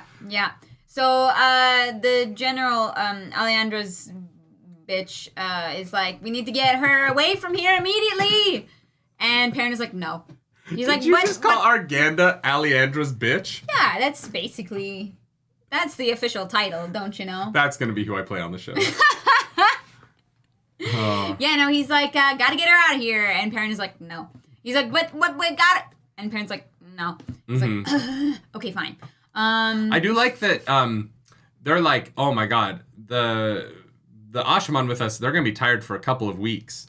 And I'm like, at no point in this series have we ever seen a channeler be exhausted for more than a night. That's not true, actually, after Rand and Nynaeve cleansed the taint. They were fine like 3 days later. It was only a few days, yeah. Yeah. They fucking cleansed the taint and they were fine in a couple of days. I just mean it was more than one night. But Perrin's like, oh, it's gonna work. We'll march for a couple of weeks. And I'm like, they're gonna be fine. Yeah, I was like, they've made some gateways. Few days of rest, and they'll be good. Nicholas Reed, thank you for that super chat. Thank you so much for the super chat. Unfortunately, I'm missing the live because I'm running a live stream of my own. Congratulations. Have fun. I look forward to listening at 2x speed later. Happy birthday, nerdy. Thank you, Nicholas Reed. I appreciate that. Appreciate it. Yeah. So. But yeah, so it's Galeen comes over and is like, we should go after this Shido, and Perrin's like, don't worry about it. Fucking murder them all. And then Bulwer comes over, one of my favorite characters in this whole goddamn series. Fucking S tier. And is like, yo, maybe not sending all of the fucking wise ones with the Sunshin, maybe that was a bad idea. And I was like, thank you, Bulwer. Bulwer's got some morals. I mean, Which is weird because he worked for the White Club. It might not be from a morality position. He wants the information that they have. Yeah. But I was like, I'm glad the books aren't just skating over that fact, and the books actually do acknowledge the women that Perrin basically, kidnaps into slavery. Yeah. Because it is the thing about Perrin's character right now that I'm slightly uncomfortable with. It's a bit yikes. Not slightly. I am uncomfortable with. It's not cute, not a good look. So I'm glad that there's someone who like brings this up, you know? Mm-hmm. I'm very, very happy for that. I appreciate that voice of reason in the midst here. Sean, I agree with Sean here. Yeah, it's kind of a bit late to put sensible narrative restrictions on the overpowered traveling law. I agree with that. Yeah, like, I know the Ashman are tired, but, like, weeks? But it's just the only plot where anyone is tired. Here's the other thing as well. The Ashman can make a gateway big enough for one person and go trade off Ashman spots. Yeah. Just send or they could different go Ashman to back. Rand and be like, hey, can we send some Ashman? Yeah. It's one of the things, don't worry about it. Does Perrin send anyone to go tell Rand that he was successful? Nope. Nope, don't worry about it. Later plot points. Nope. Don't worry about it. Anyways, Tam shows up. Tam's like, hey, buddy.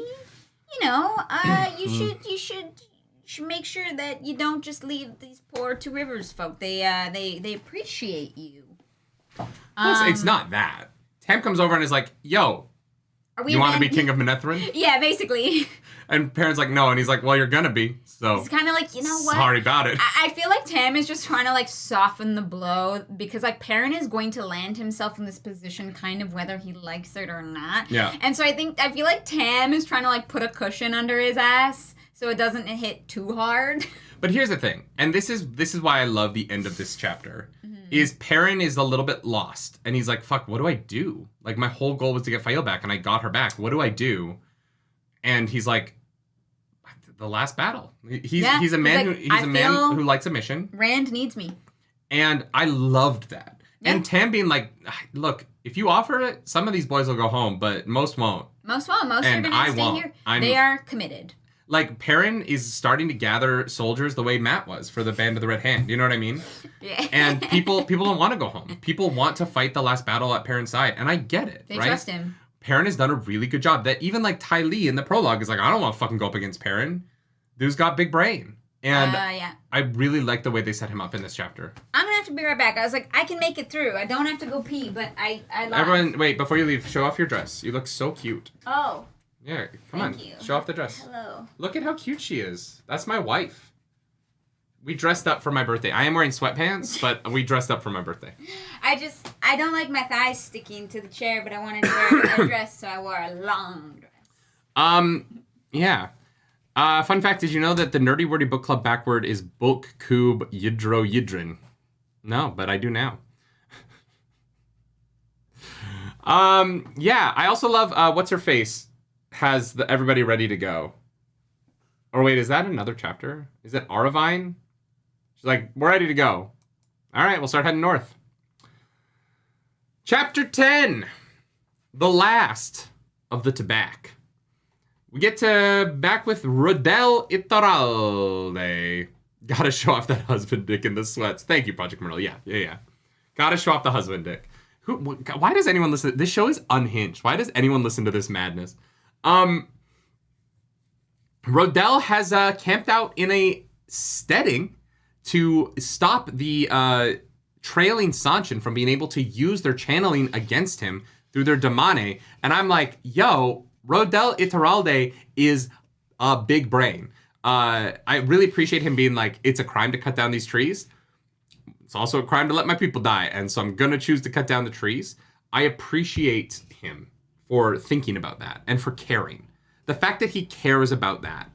He doesn't care enough to, like, not do it, but he cares about that. Makes him an interesting character to me, and I really appreciate that left that in there.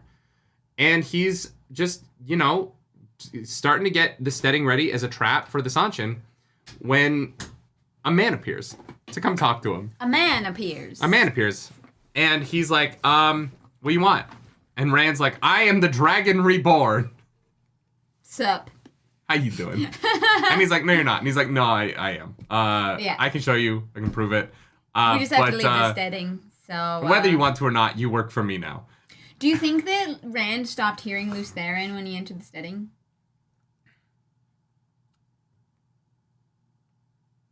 No, because he talks to Lews Therin when they're riding out to do the channeling. Oh, I thought that was after they'd already, like, when after he does the channeling. Him and Lews Therin have a conversation that's a little bit weird to Rodel while they're riding to the border. Sorry, I thought that He still hears Lews happened after he channeled. And so Rand is like, yo, you're gonna die if you stay here. So here are your options. You work for me now, and you're gonna go to the Blight, and you're gonna go fight in the Blight because the fucking Borderlanders aren't there doing their job for some fucking reason, and I don't want to go talk to them. Which, like, for some other reason. You could definitely solve that problem if you went and talked to Some them. people are communicating. Not everyone, some people are communicating. Yeah. And so Rand is like, yeah, so we're gonna go, you're gonna go up there. And Rodell's like, no. What the fuck? I'm not gonna do that. And Rand's like, okay, what do you want? And Rodell says he just wants, he wants our dome to have Sanchin in it. And Rand is like, sure, fine. All right, cool. No Deal. Sanchin here. We gotta make a truce. Now you work for me? But now you work for me. Here's a gateway. Get everybody out of here before you get annihilated. Well, and Rand is like, hey, what could you do with some Sanchin? And Rodell Iturralde just starts drooling. He hears about Ashaman, not Sanchin, Ashaman, and he just, I like listening to Michael Redding? No, it's Kate Redding. What's Michael, whoever his name is. Michael Kramer? Probably. Yeah. Yeah, Michael Kramer, read this. I was like, I heard the drool drip down Rodell Iturralde's chin. Yeah. Just splashing onto the ground at his feet as he thought about the awe-inspiring war crimes he could commit with the help of the Ashaman. Well, that's not how I interpreted it, but fair. Look, if Rand, with his fucking farm boy knowledge, can do what he's done with the Ashaman, imagine what a general who's been fucking annihilating hundreds of thousands of Sanchin with a fucking, like, bunch of pitchforks. Yeah, the Trollocs don't stand a fucking Rodell gets fully erect. Rodell is so hard in this moment that all of his generals also pop a boner, just through, like, residual hardness. Right. And for a sense of camaraderie, you know? Rodell has not felt this kind of joy since his wedding night, is what I'm saying. Wow. When Rand's like, I'm going to give you 100 people who can do real bad shit with magic. He's like, all right, let's fucking go. Let's go. Let's go. Yeah. And Rand informs Rodell, because Rodell's a king's man, that King's dead or been compulsed. Or his brain is mush, so don't worry about him. We're going to have to get a new one. One thing I really loved about this scene was Rand being like, so, like, do you want to be king? Yeah, is that something that interests you at all? But he's so casual. I'm going to need people to kind of help me out here, and, like, you seem, like, pretty good at your job, so your resume looks pretty good. It just is one of those conversations that you think would have some pomp and circumstance, but to Randy's like, I'm king of, like, 5 countries right now. I can't take on a 6th. Do you want it? No? How about Amadisia? You want to be king of Amadisia? Yeah. I got a few thrones I can give you. Yeah, which one's top of your list? Which one's your favorite? Rand has, like, used car salesman energy. You know, he's like, hey, welcome to Randland. I got a couple of thrones. I'd love to see you in one of them. I'd love to see you in one of them is fucking peak right there. Also, the importance of the conversation where Rand is like, most of them are sane. Yeah, you know, some of them are a little bit mad, but they won't go any more mad, so don't worry about it. Don't ask questions. Rand is also super petty. He's like, I cleansed the taint. Nobody fucking believes me, but I fucking did it. And Rodell's like, you good, bro? Yeah. This whole scene, everything about this scene was great. Magic. I loved it. I really, really enjoyed it. I think, like, Rand and Rodell have, like, a great banter that was really established so well by Rodell being like, fuck, I believe him. I also love the Taviran-ness being described from the perspective of the person who's actually being, like, Taviran. Yeah. You know? From someone who is aware of their own mind enough to be able to clock what's happening. Yeah, to be like, this seems suspicious, but I'm still going to go along with it. It's just this is a great chapter. Guys, I really fucking like The Gathering Storm. I don't know what to tell you. I've complained a lot about the last 5 books. But I was so happy. We're back, baby. I get why people are like, just get to it. And because now I'm here and I'm like, I'm in. I don't know what it is. I don't know how Brandon Sanderson edited Robert Jordan's books to this. But, like, this is the kind of conversations I've been wanting these characters to have for novels. And they're finally having them. And guess what? I'm fucking enjoying the shit out of it. Yeah. You know what I mean? And, like, look, there are still too many storylines. And I think that the bouncing around is too much. But I'm fucking enjoying the shit out of this. And it's so nice And maybe it was taking a break and coming back to it, and there might be other elements to it, but it is very specifically things and choices within the writing that are making me enjoy it moment to moment. Yeah. Next chapter 11. 11sies. The death of Adrin, who is the guy who turns into lava, basically. To tar that lights on fire. Yeah, some guy's hanging around. He's like, wow, it's like really hot. And his buddy looks at him and is like, no, it's fucking not. He's like, nah, it's pretty hot in here. And Avienda's like, why the fuck do wetlanders complain when it's so shameful? There must be some kind of honor in it. And I love that she tries to puzzle it out.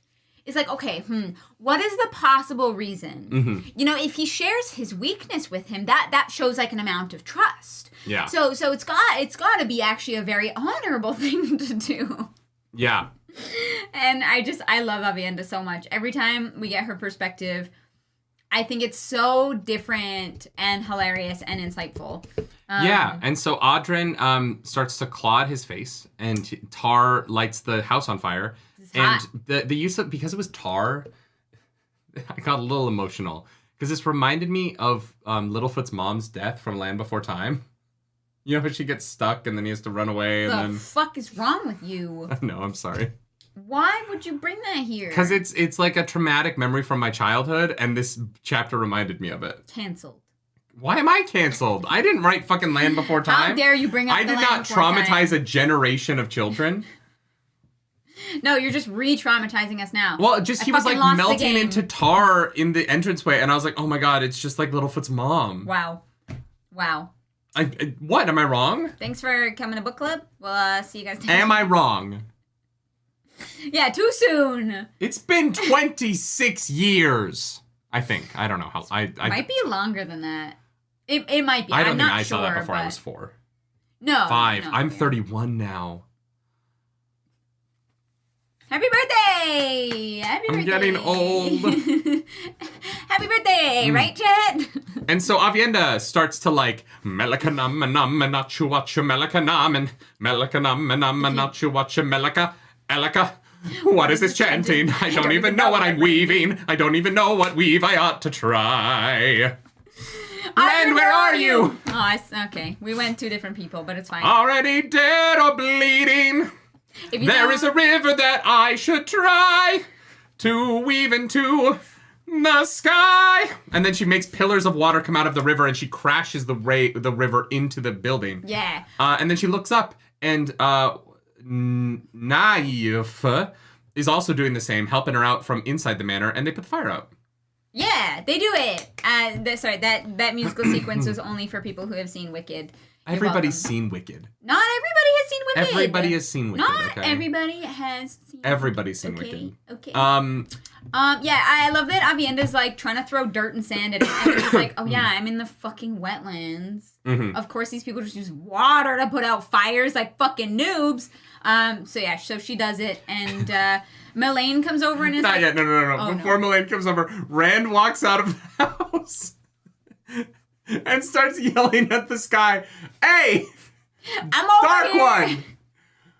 Come fight me yourself! Hey, you want some of this? I'm fucking coming for you, Dark One! Bada bing, My bada name's boom. Rand fucking Althor, and I'm gonna come whoopee your ass! You wanna leave them alone because every time you kill one of mine, I'm gonna take this fist, I'm gonna take this stump. You took my hand, I'm gonna take this stump, I'm gonna shove it so far up your ass, you're gonna be spitting Moradin's balls out of your mouth finally and goggling that motherfucker. Come for me, I'm coming for you. Let's go, Dark One. And Elaine's just watching, or Avienda's just watching him like, It's like, is he okay? yikes. Everyone's just kind of looking at him like, oh, Everyone's fuck. like, yeah. I just loved it so much. No. I cannot wait for this scene of the TV show. Oh with my everyone God. standing around and him just like waving his stump at fucking the Dark One in the sky. It's yeah. so funny. Yeah.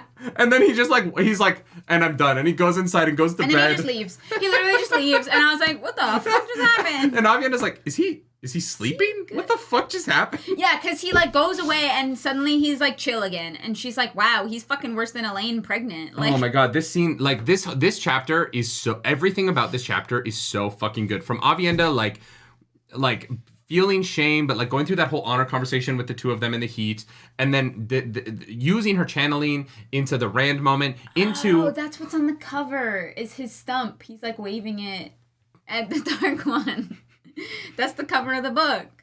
I'm gonna shove this stump so far up your ass, Dark One. I'm gonna shove my stump all the way. That's great. Semiraj made it the perfect shape to penetrate that rectum. That's not a good enough reason to use the word penetrate. Colonel Sanders. Wait, I love the word penetrate. I know the that word you do. penetrate sounds like you are penetrating like somebody's ear with the word. You know what I mean? Yeah, fucking It's not an onomatopoeia, but it almost feels like it should be. You're not allowed to penetrate my ear. Okay? I can't tell you that.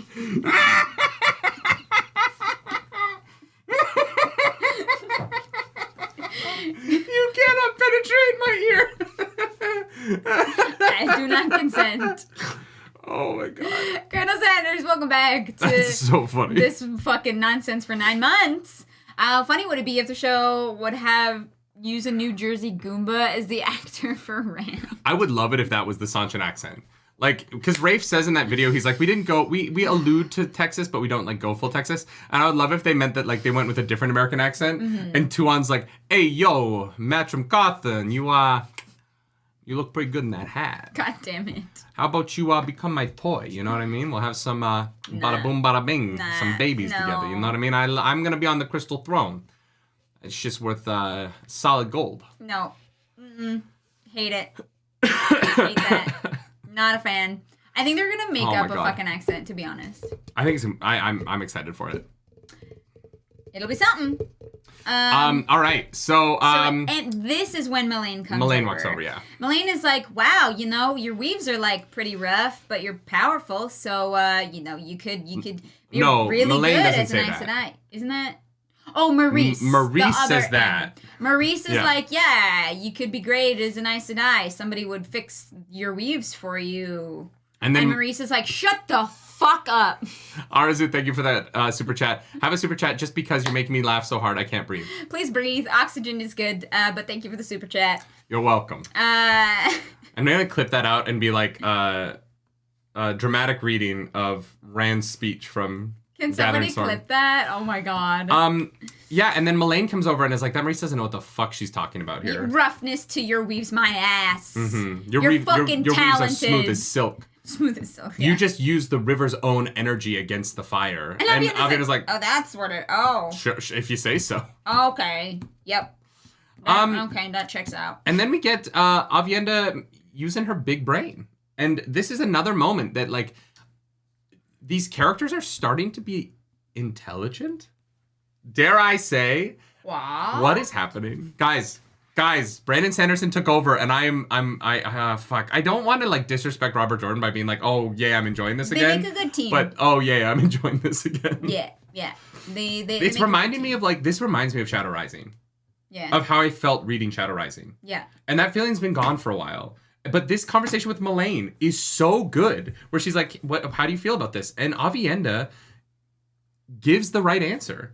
And Melaine has a little bit of a smile. Yeah. And it's fucking great. Yeah, it's beautiful. Yeah. This one brought me joy, for sure. Yeah. It sparked joy. Yeah. And then they punish her again. Yeah. Basically. I'm hoping that's almost done. I hope we get through that. I hope that's not like the climax of this book and we don't have to read about her doing random punishments for like another 700 pages. Yeah. But Avienda feels proud because she gets a good compliment from a wise one, which doesn't happen often. Doesn't happen often. Nope. Then we get chapter 12, Unexpected Encounters. Yeah. And... the Nasa, thank you for that super chat. Thank you so much. Nerdy's energy when sick is my energy on my best day. Man, welcome back to the book club, Nerdy. Thank you, I appreciate it. Your excitement and songs and impressions have been missed. Thanks for sticking it out to get here. And that's the thing, like sometimes you just have to stick it out. You have to keep going. Yeah. And I'm glad that we have. I'm glad that we didn't fall off. I'm glad we had book club because I would have not finished this series if it weren't for book club. Yeah. And so I'm so glad that you guys pushed us to get here because this was a great week of reading. I really, really good stuff. Yeah. And like emotional. There's one thing we haven't talked about much. Okay. That happens a couple of times before we get into the final chapter. where there are anecdotes from the youths of some of our children, of some of our characters. Some of our children. You know what I mean? Like Brandon Sanderson writes in, Perrin has one where he's remembering his childhood.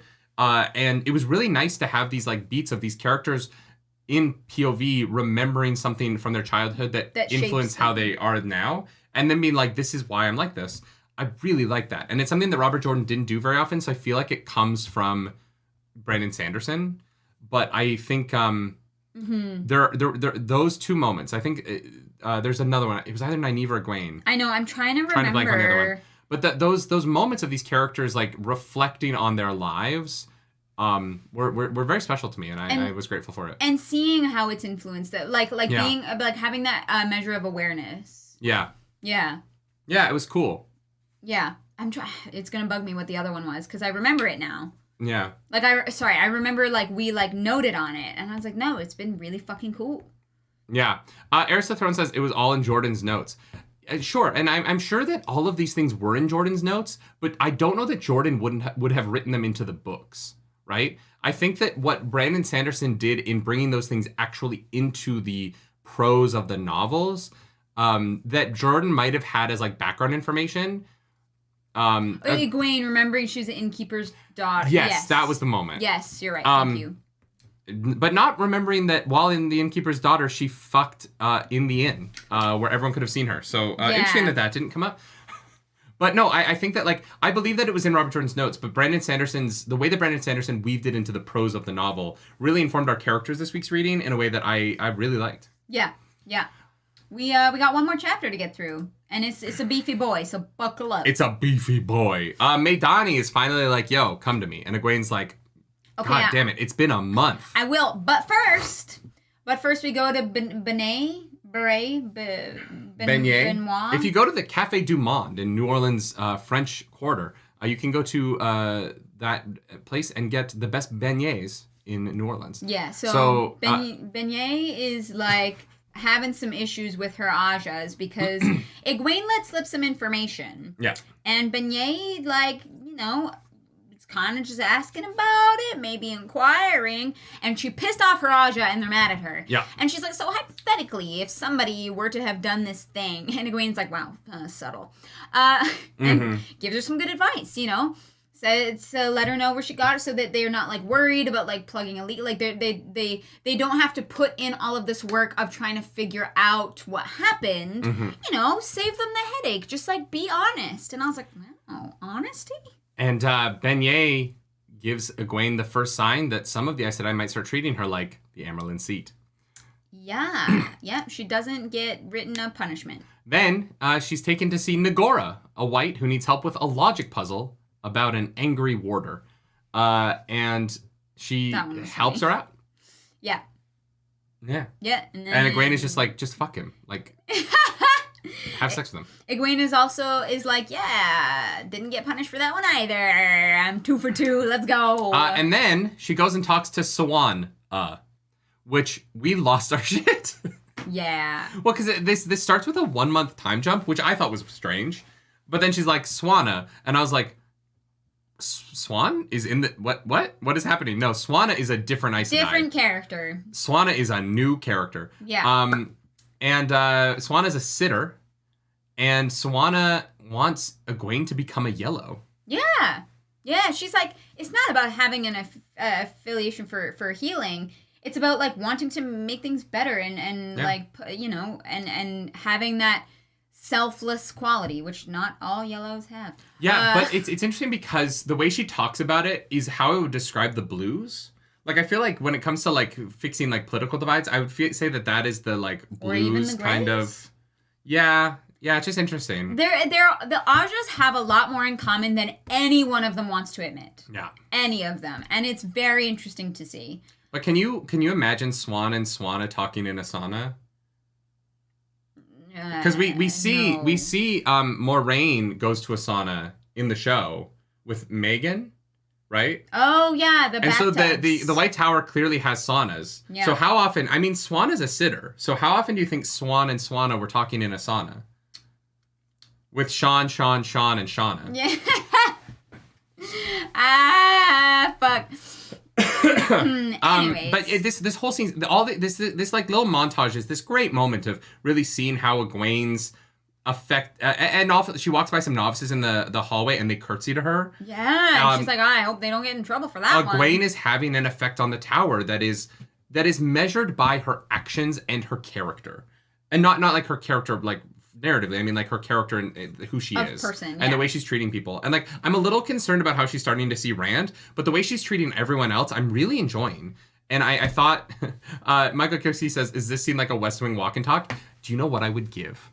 Do you know what I would give for Aaron Sorkin to write the political White Tower shit in the show? It would be fucking rad.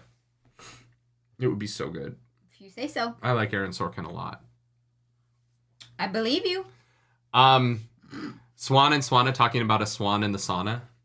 Anyways. That's going to be my new vocal warm-up. Swan and Swana talking about a swan in the sauna. I hate Swan and Swana talking about a swan in the sauna. That's hard. No, Wow. Yeah, that's like a hard one to keep. That's Swan garbage. and Swana talking about a swan in a sauna. Fuck! Swan and Swana talking about a swan in a sauna. There you go.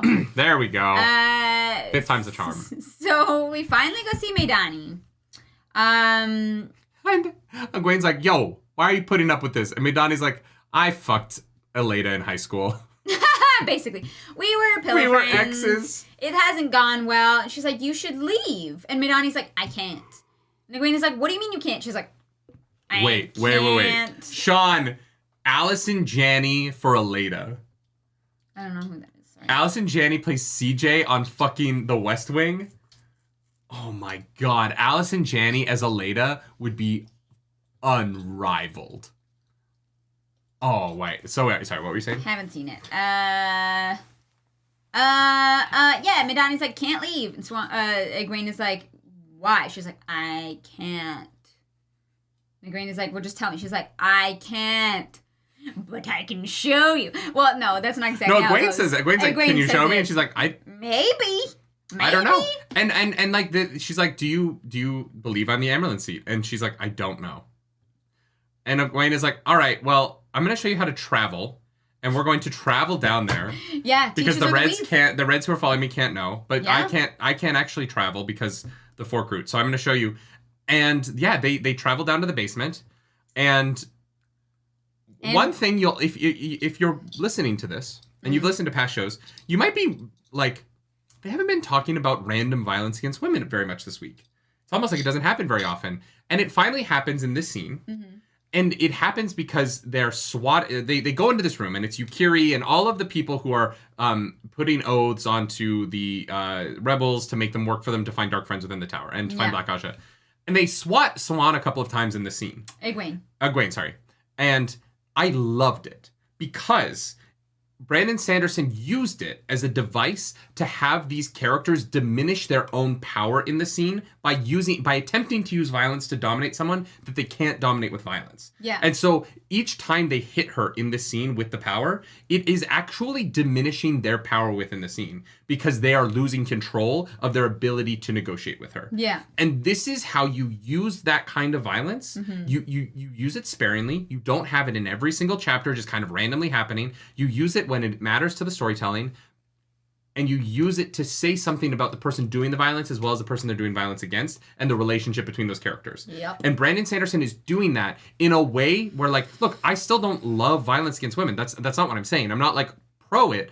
But I'm saying that it is being used in a way to tell a story about the power dynamics between these characters. It has a purpose. It has a purpose. As opposed to just being there over and over and over again. And that was kind of my problem with previous books, is that there was a lot of like, fuck, like, I get it. They're spanking each other. I don't care. Yeah. Because there's no reason for it. And here, that you could tell that they were hitting her because they were desperate. Yeah.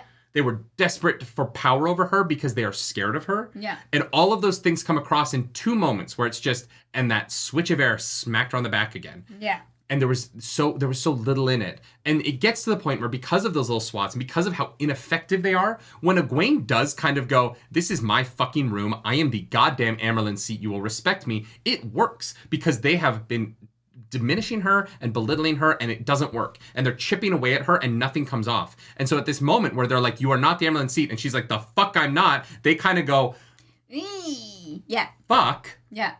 Shit. What do we do? This is such a good scene on so many levels. I don't know. Yeah. I loved it. No, brilliant. Like every moment of this, like not a line was wasted. Yeah. Mm-hmm. Right? It felt so like, I don't know, economical sounds like not like the right word, but it is in a sense that everything here was here for a reason. Mm-hmm. I also realized that we get to find out what's in the basement in both Wheel of Time and Attack on Titan. In the same week? This week. Yeah. Got him. But, so Egwene finds out that they have made Maidani swear another oath. Mm-hmm. And Egwene is not happy about it. And Egwene is kind of like, okay, well, when I get the tower back, like, this information is going to come out. And it would really suck if I had to present it as though you were not cooperative with the Amerlin seat. And putting the tower back together. Mm-hmm. And they're like, shit. Okay, yeah. Okay. We'll talk about it. We're gonna figure out how to move on from here. Because what they've done kind of fucked up. On one hand, I understand it. They are looking for literal agents of the devil. Yeah. But they are like putting this. And Egwene basically says it's one step away from compulsion on these women, and that's inappropriate.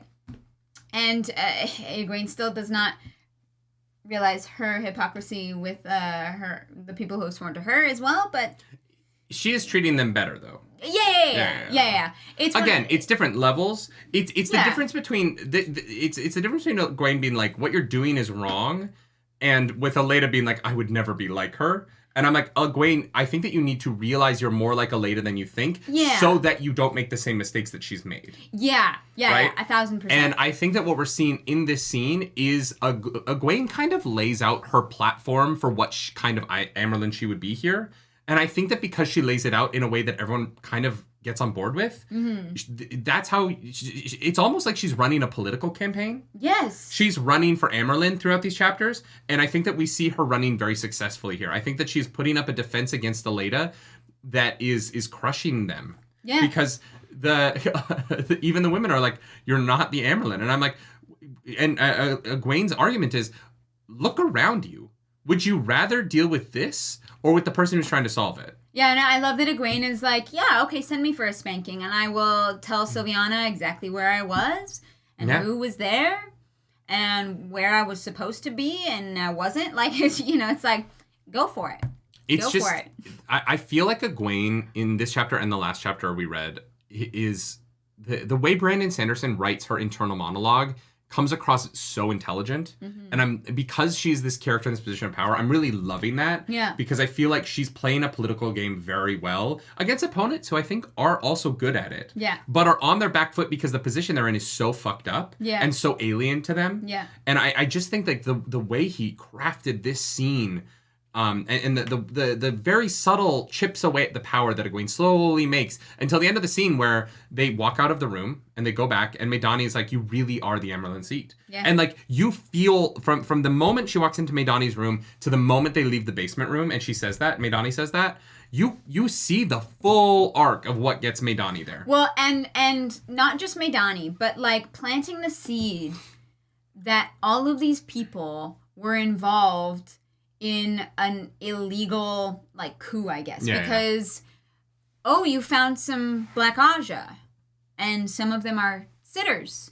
And at least one of them is a sitter who deposed Swan, which means that vote it doesn't count. And you guys all fucked up. Yeah. Isn't that interesting? And it forces them to really look at their own actions and how to move on from there because, they fucked up, and they have their own proof of it. Yeah. It all comes full circle, which I definitely think Egwene is going to use to her advantage the fact that they were able to find the Black Aja, and it helps prove her legitimacy at becoming the Amerlin, and being the Amerlin, right? Because she is, and she is behaving that way in the same way that what's her face was demoted to accepted, and she started to behave as an accepted. Yeah.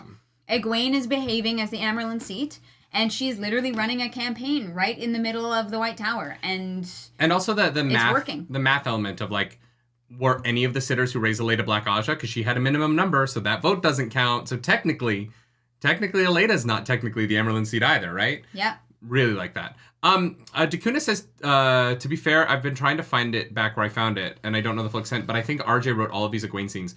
I'm not gonna lie. I don't think any of these books from now on are fully Robert Jordan or fully Brandon Sanderson, right? I think that all of this is going to be Brandon Sanderson. Even the stuff that Robert Jordan wrote, I'm almost certain Brandon Sanderson edited. And yeah.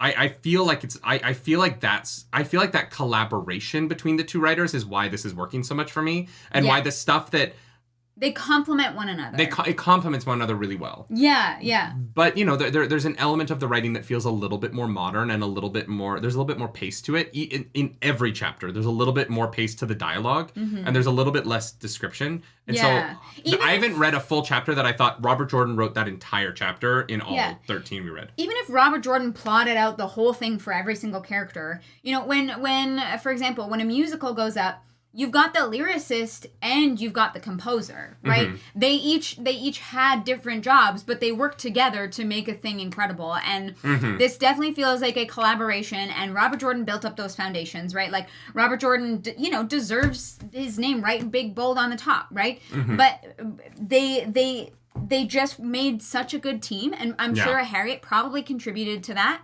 And like we said earlier, they had to make this special because of what it meant to the fans and what it would have meant to Robert Jordan. I also think like there's a lot of composers, wonderful composers, who just write melodies, and then an orchestrator comes out and fills out the song. And there's a lot of like Broadway winning composers who can't write sheet music, who don't know how, and a composer's the one who wrote down the violin parts or wrote, and filled it out. Yeah. And I think that like that kind of collaboration is what makes art so special. Yeah. And I feel like the beauty of this book isn't that Brandon Sanderson fixed Robert Jordan's series, but that Brandon Sanderson came in and collaborated his voice into the series in a way where the harmony of those two voices together is really working for me. I don't think that this is a Brandon Sanderson book or a Robert Jordan book. It is both.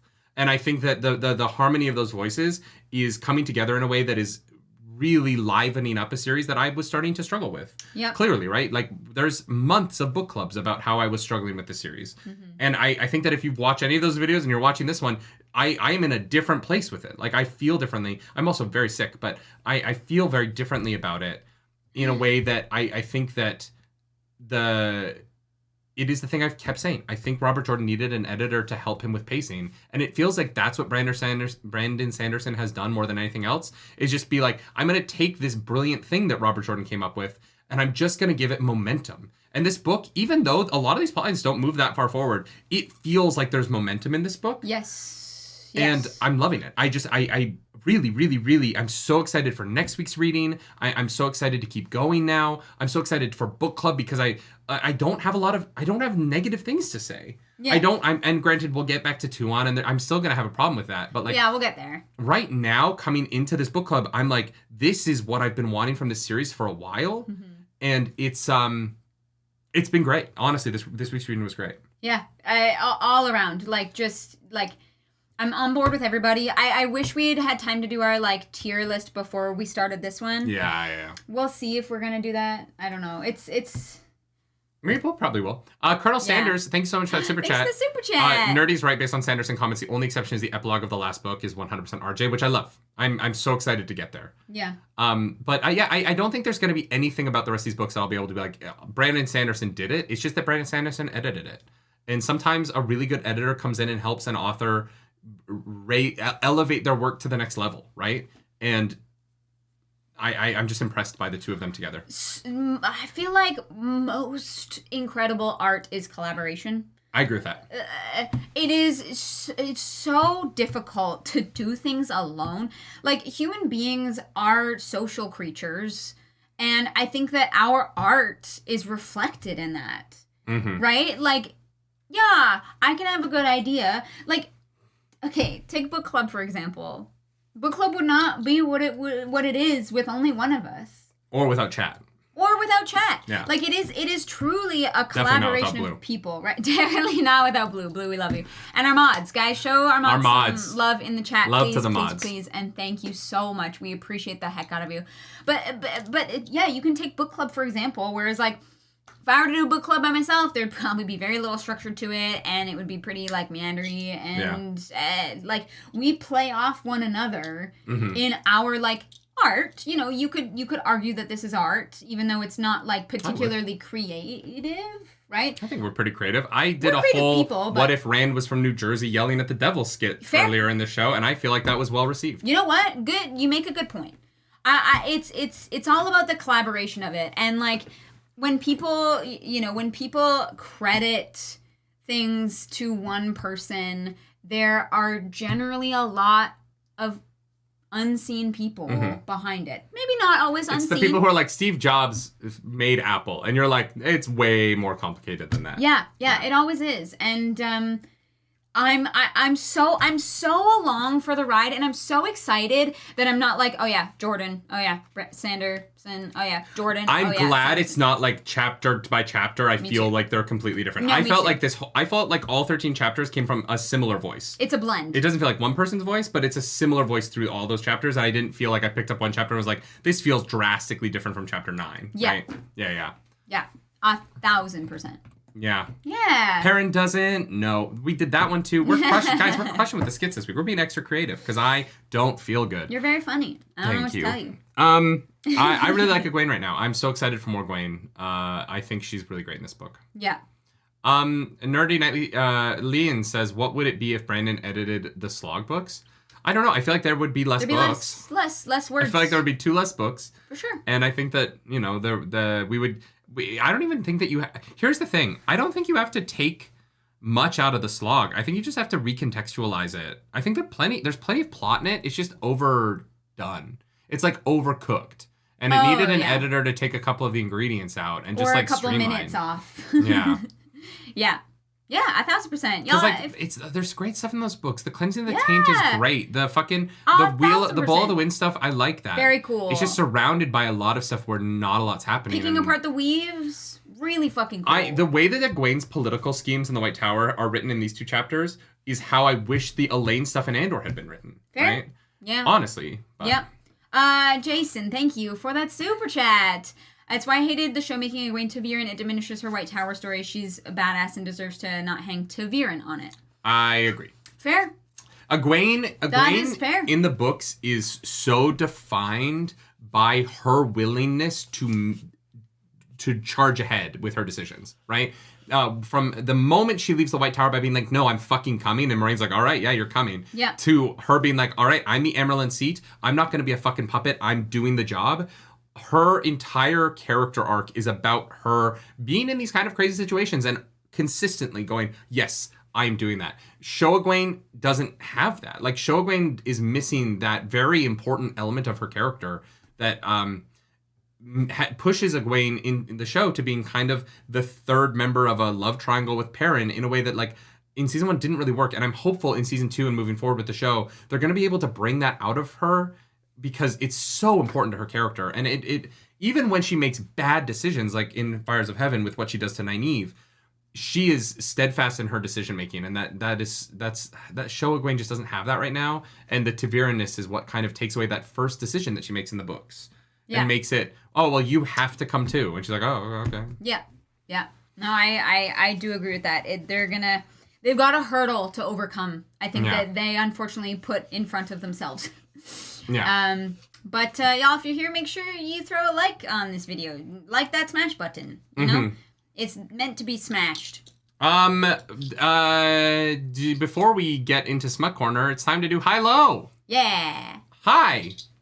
Low. Oh, I thought Low. Hi, that's how we do this. It's just like my dinner table when I was a child. And my family, which was blended because my mom and my stepdad got married and they had teenage children who didn't get along well and needed a nightly activity to bring us all together as a family, even though it didn't really work for a few years. And we went through some tough times where, like, we didn't really get along as siblings. But now we all love each other very much because of high-low at the dinner table. So what we do is Clarissa starts with her high, then I do my low, then Clarissa says her low, then I do my high, because we compliment sandwich this beesh. We celebrate our highs. We commiserate over our lows. Clarus, what is your high for the prologue to chapter 12 of The Gathering Storm? My high is, I'm gonna do like kind of two. Like Avienda, love Avienda. Stuff with her going on was great. But I think my high is actually getting Rodel's perspective of being like Tavirined. Yeah. And like how that feels from a character who's like got above average intellect. Yeah. Because the Taviranness is kind of just like, yeah, shit happens. They just say things randomly that maybe they didn't mean to say. Ooh, hoo, hoo. But this was more, it felt more immersive, and I understood it a bit more. And it's been such a prominent part of this entire series. I'm really happy to finally get that perspective. I think that it says a lot about Rodel. I think that it says a lot about Rand being Taviran. And can't wait to see what other Taviran shenanigans happen. Yeah. What's your low? My low is how many plot lines are still going on. I think that like it's the one weakness of the book right now is how much bouncing around there needs to be. We didn't even go to Matt, Tuon, Elaine. Like there's whole plot lines we didn't even get to in these 13 chapters. Yeah. And yet it still felt like we were constantly moving around the map. Also, the Perrin moment where he's like, Matt's still in Tyr. Or Rand's still in Tyr was very, like, I was like, oh. The timeline. Perrin being way behind them on the timeline. Someone at JordanCon was literally like, can I say something that isn't a spoiler but will help when you're reading this first week's reading? And I was like, yes. And they're like, Perrin's timeline is behind everyone else. And there's going to be a chapter where that's very weird for a moment. And I appreciated them saying that to me because I would have been like, wait, Rand's not, what's going on? What's going on? Yeah. And so I'm hopeful that we can get some timelines shaved off, the timeline figured out and some plotlines shaved off, and we can kind of like streamline a little bit. Yeah. Because there's a lot of bouncing around. Even though I liked all of it, there was still a lot of bouncing around. Yeah, totally fair. I think my low is just I'm a little confused what's happening with Avienda's punishments. Because I've tried to reason out what the fuck it could possibly be. And I don't know if I'm gonna feel satisfied with the answer to that. So we'll see. And then my high, I already said, it is Daegyeon. I think that her moment of, it just meant so much to me, especially this week. You know, we saw a Broadway show called Kimberly Akimbo. If you're in New York, I very highly recommend it. It is beautifully done. Janine Tesori did the score. And so I've been reflecting on loss in my life because of that show and because of the reading. And I think it was just a really beautiful sentiment. And I've had a lot of loss in my life. And I don't want to forget those people or forget the way that they made me feel. Because they're still with me, even though they're not here anymore. And having that reminder from Daegyeon about the value of loss and the value of pain and the reminder of what that person meant to you, I think is really powerful. And I loved it. It was one of my favorite things. It was one of my favorite things in this book. Yeah. Also, Massima being dead. Let's go. That's like some M. Will just said in chat, like Massima, etc. Sanderson's already cutting plot lines, and I agree. Yeah, with which is great. It's nice to see. But if you are in New York and you like Broadway, Kimberly Akimbo is an incredible show. Truly incredible. Emberty's just wrote a song about high low. I'm gonna try and come up with a melody that will probably sound somewhat like a sea shanty. Because I'm thinking of it like, hey ho, it's time for high low, the time of the week when we speak about the best and worst parts. Nerdy ends, Clara starts, with the yeses and nos, the us and let's goes. It's time for high low. God damn. Clarus. Beautiful. I loved it. It's time for the final. I was going to talk about the role play relay, but like the announcement's already there. We're going to be talking about the role play relay a lot. We're going to have videos from all of the people a part of it going up on the channel throughout the next few months as we get ready. I'm very excited for the role play relay. Don't forget to follow at nerdynightly on Instagram and at offworldbar on Instagram. If you're in Toronto and want to go to the May the 4th party next week, we are going to be guests at that party. So if you want to meet us in person and you live in the greater Toronto area, join that give away. Yeah. Clarus. If you did miss the announcement, it is at the beginning of this video. So you can just go back and like check that out. Clarus, add a sex scene to this book. It's time for Smut Corner. What?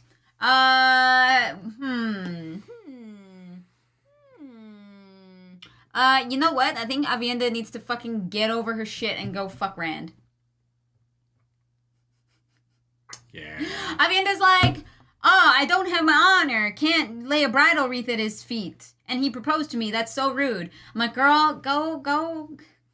You deserve it. You know, you deserve it. Go get laid. It's fine. Mark Coburn, thank you for joining the Nargs to wish me a happy birthday. I appreciate that. Thank you so much. I'm gonna say, like, Egwene and, like, those novices. Oh. I feel like they're all Kurtz and they're all, like, I feel like Egwene is doming the novices. Just having a good time in the novice quarters, consensually. I think that she's, like, showing them what her and her pillow friends did when they were novices. You know? Guys, I learned this really cool trick. Yeah. It involves traveling. I'm going to teach you the weave. If I open the gateway right outside of your vagina to right in front of this guy, he's just going to, like, fuck her through the gateway. No, you're not getting that close to the fucking edges of death. No, you open the gateway first, and then, because the edges are the part that's dangerous, and so you, like, just stick, like, your pussy through the gateway. It's just a little gateway. No! And you just stick right up against it, and then you just... Terrifying. You can have sex from like 5 miles away. Yeah, but like God, that's how she can do it with Gawain. No, that's in his dreams. Yeah, but like they. Do you think she ever reveals to Gawain that she goes into his dreams to have sex with him? I don't know. She's like, you know all those times that you've had sex with me in your dreams? I was actually there. I saw it happen. I experienced it. It was good times. But I'm still a virgin. Ah, the classic glory gate. That's how you get around the whole virgin thing. You just have sex in Tel'aran'rhiod. Do you think Maidani is ever, like, mid-pillow friending with Aleida, and she, like, forgets for a second that her life sucks, and she's just, like, enjoying a good orgasm? No, I think Aleida is way too selfish for that. That's true. I bet Aleida is only receiving and not giving at all. Yeah, she is not a generous lover at all, and I feel bad for Maidani. You know, that sucks. She's doing the good work, and Egwene acknowledges that. She's like, I'm so sorry that you have to deal with Aleida. Keep it up, soldier. Fair. You know what? You're right. I just want Maidani's life to not be hell, and right now it kind of seems like it is. Yeah. I'm trying to think, is there any other good places for a sex scene in this? I don't know. No, I was too enthralled with the story. I wasn't, like, thinking about it. I was like, nah, this is good. We don't need to smut it up. Yeah. I think, just knowing that Avienda is so desperate to fuck Rand and has to feel every time Min fucks Rand is so sad to me. So sad. So sorry. Like, it's just so... I feel so bad for Avienda being like, I can't go fuck him until I get my honor back. But Min is bouncing up and down on him every fucking night. Happy birthday. Thank you. I appreciate that. I don't know if I'm going to stream again today. Do you want me to open my gift? Oh, yeah. You might as well do that now. Okay. It's not wrapped because we were gone. Okay. So you're just going to have to get over it. I'm over it. All right, that's the book club for today, y'all. Thank you so much for hanging out, for doing the dang thing. Like the video, like the smash button. Nerdy's naked prison scene. Oh, yeah, Leanne. Leanne, I feel like Leanne and Egwene... What is this? Happy birthday. To avoid danger of suffocation. Why are you revealing my kinks on the internet? I revealed nothing. It is, it's a body pillow. How do you know? Because of the fabric and the design on it. How do you know? You guys! It's my boy! It's my boy! He's like... Oh my god, Garrus Vakarian! He's not life-size, but you know...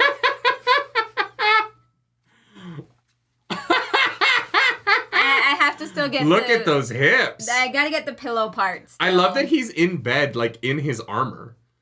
Yeah, you know, he doesn't take it off. It's like the Mandalorians. Yeah, god damn. All right. Well, James Smith, thank you for being a member for 11 months. Welcome back to the Nerd Table. Did you get a pillow to go in it? No. So I have to buy my own pillow? I will buy it for you. Wow. Unbelievable. Melinda, thank you for joining the Nargs. This is from Mass Effect. Garrus is one of the, He's a daddy. Garrus is one of my favorite characters from Mass Effect. And, yeah. I'm glad you like it. That is so funny. Melinda as well. Welcome back to the Nerd Table, y'all. Well, I was kind of like, you know, like, guys, here's the thing. I was like, Clarice, don't spend much on me because I spent so much money in the merch store at Star Wars Celebration. Yeah, you bought yourself. And I was like, we don't need to spend any more money on my birthday. Yeah. And then we also got to see like Sweeney Todd's in New York, so like that's pretty cool. So. And Dakuna, if I do stream later today, it will be on YouTube. I don't know how I'm feeling just yet. I'm gonna eat some food and see how I feel before I decide anything. Yeah. Eat something, and then if you want to stream, like you go for it, but also no pressure. I know you're not feeling the best. I might stream and just not talk, and so you can just look at my face as I go. Enthralling. Good for the podcast Why would listeners. you be doing that? Y'all, thank you so much. If I do go live later, I will post on social, so follow me around. I might play Jedi Survivor. Clarice might go live play Jedi. We don't know what the rest of our day looks like. Who knows? So go do your shit. Bye, guys. Bye. Oh, next week we're going... I don't know where we're going to next week. It's on our socials. We're going where? For the book. I don't know where we're reading. Check Discord. Check Discord. Bye. Sorry.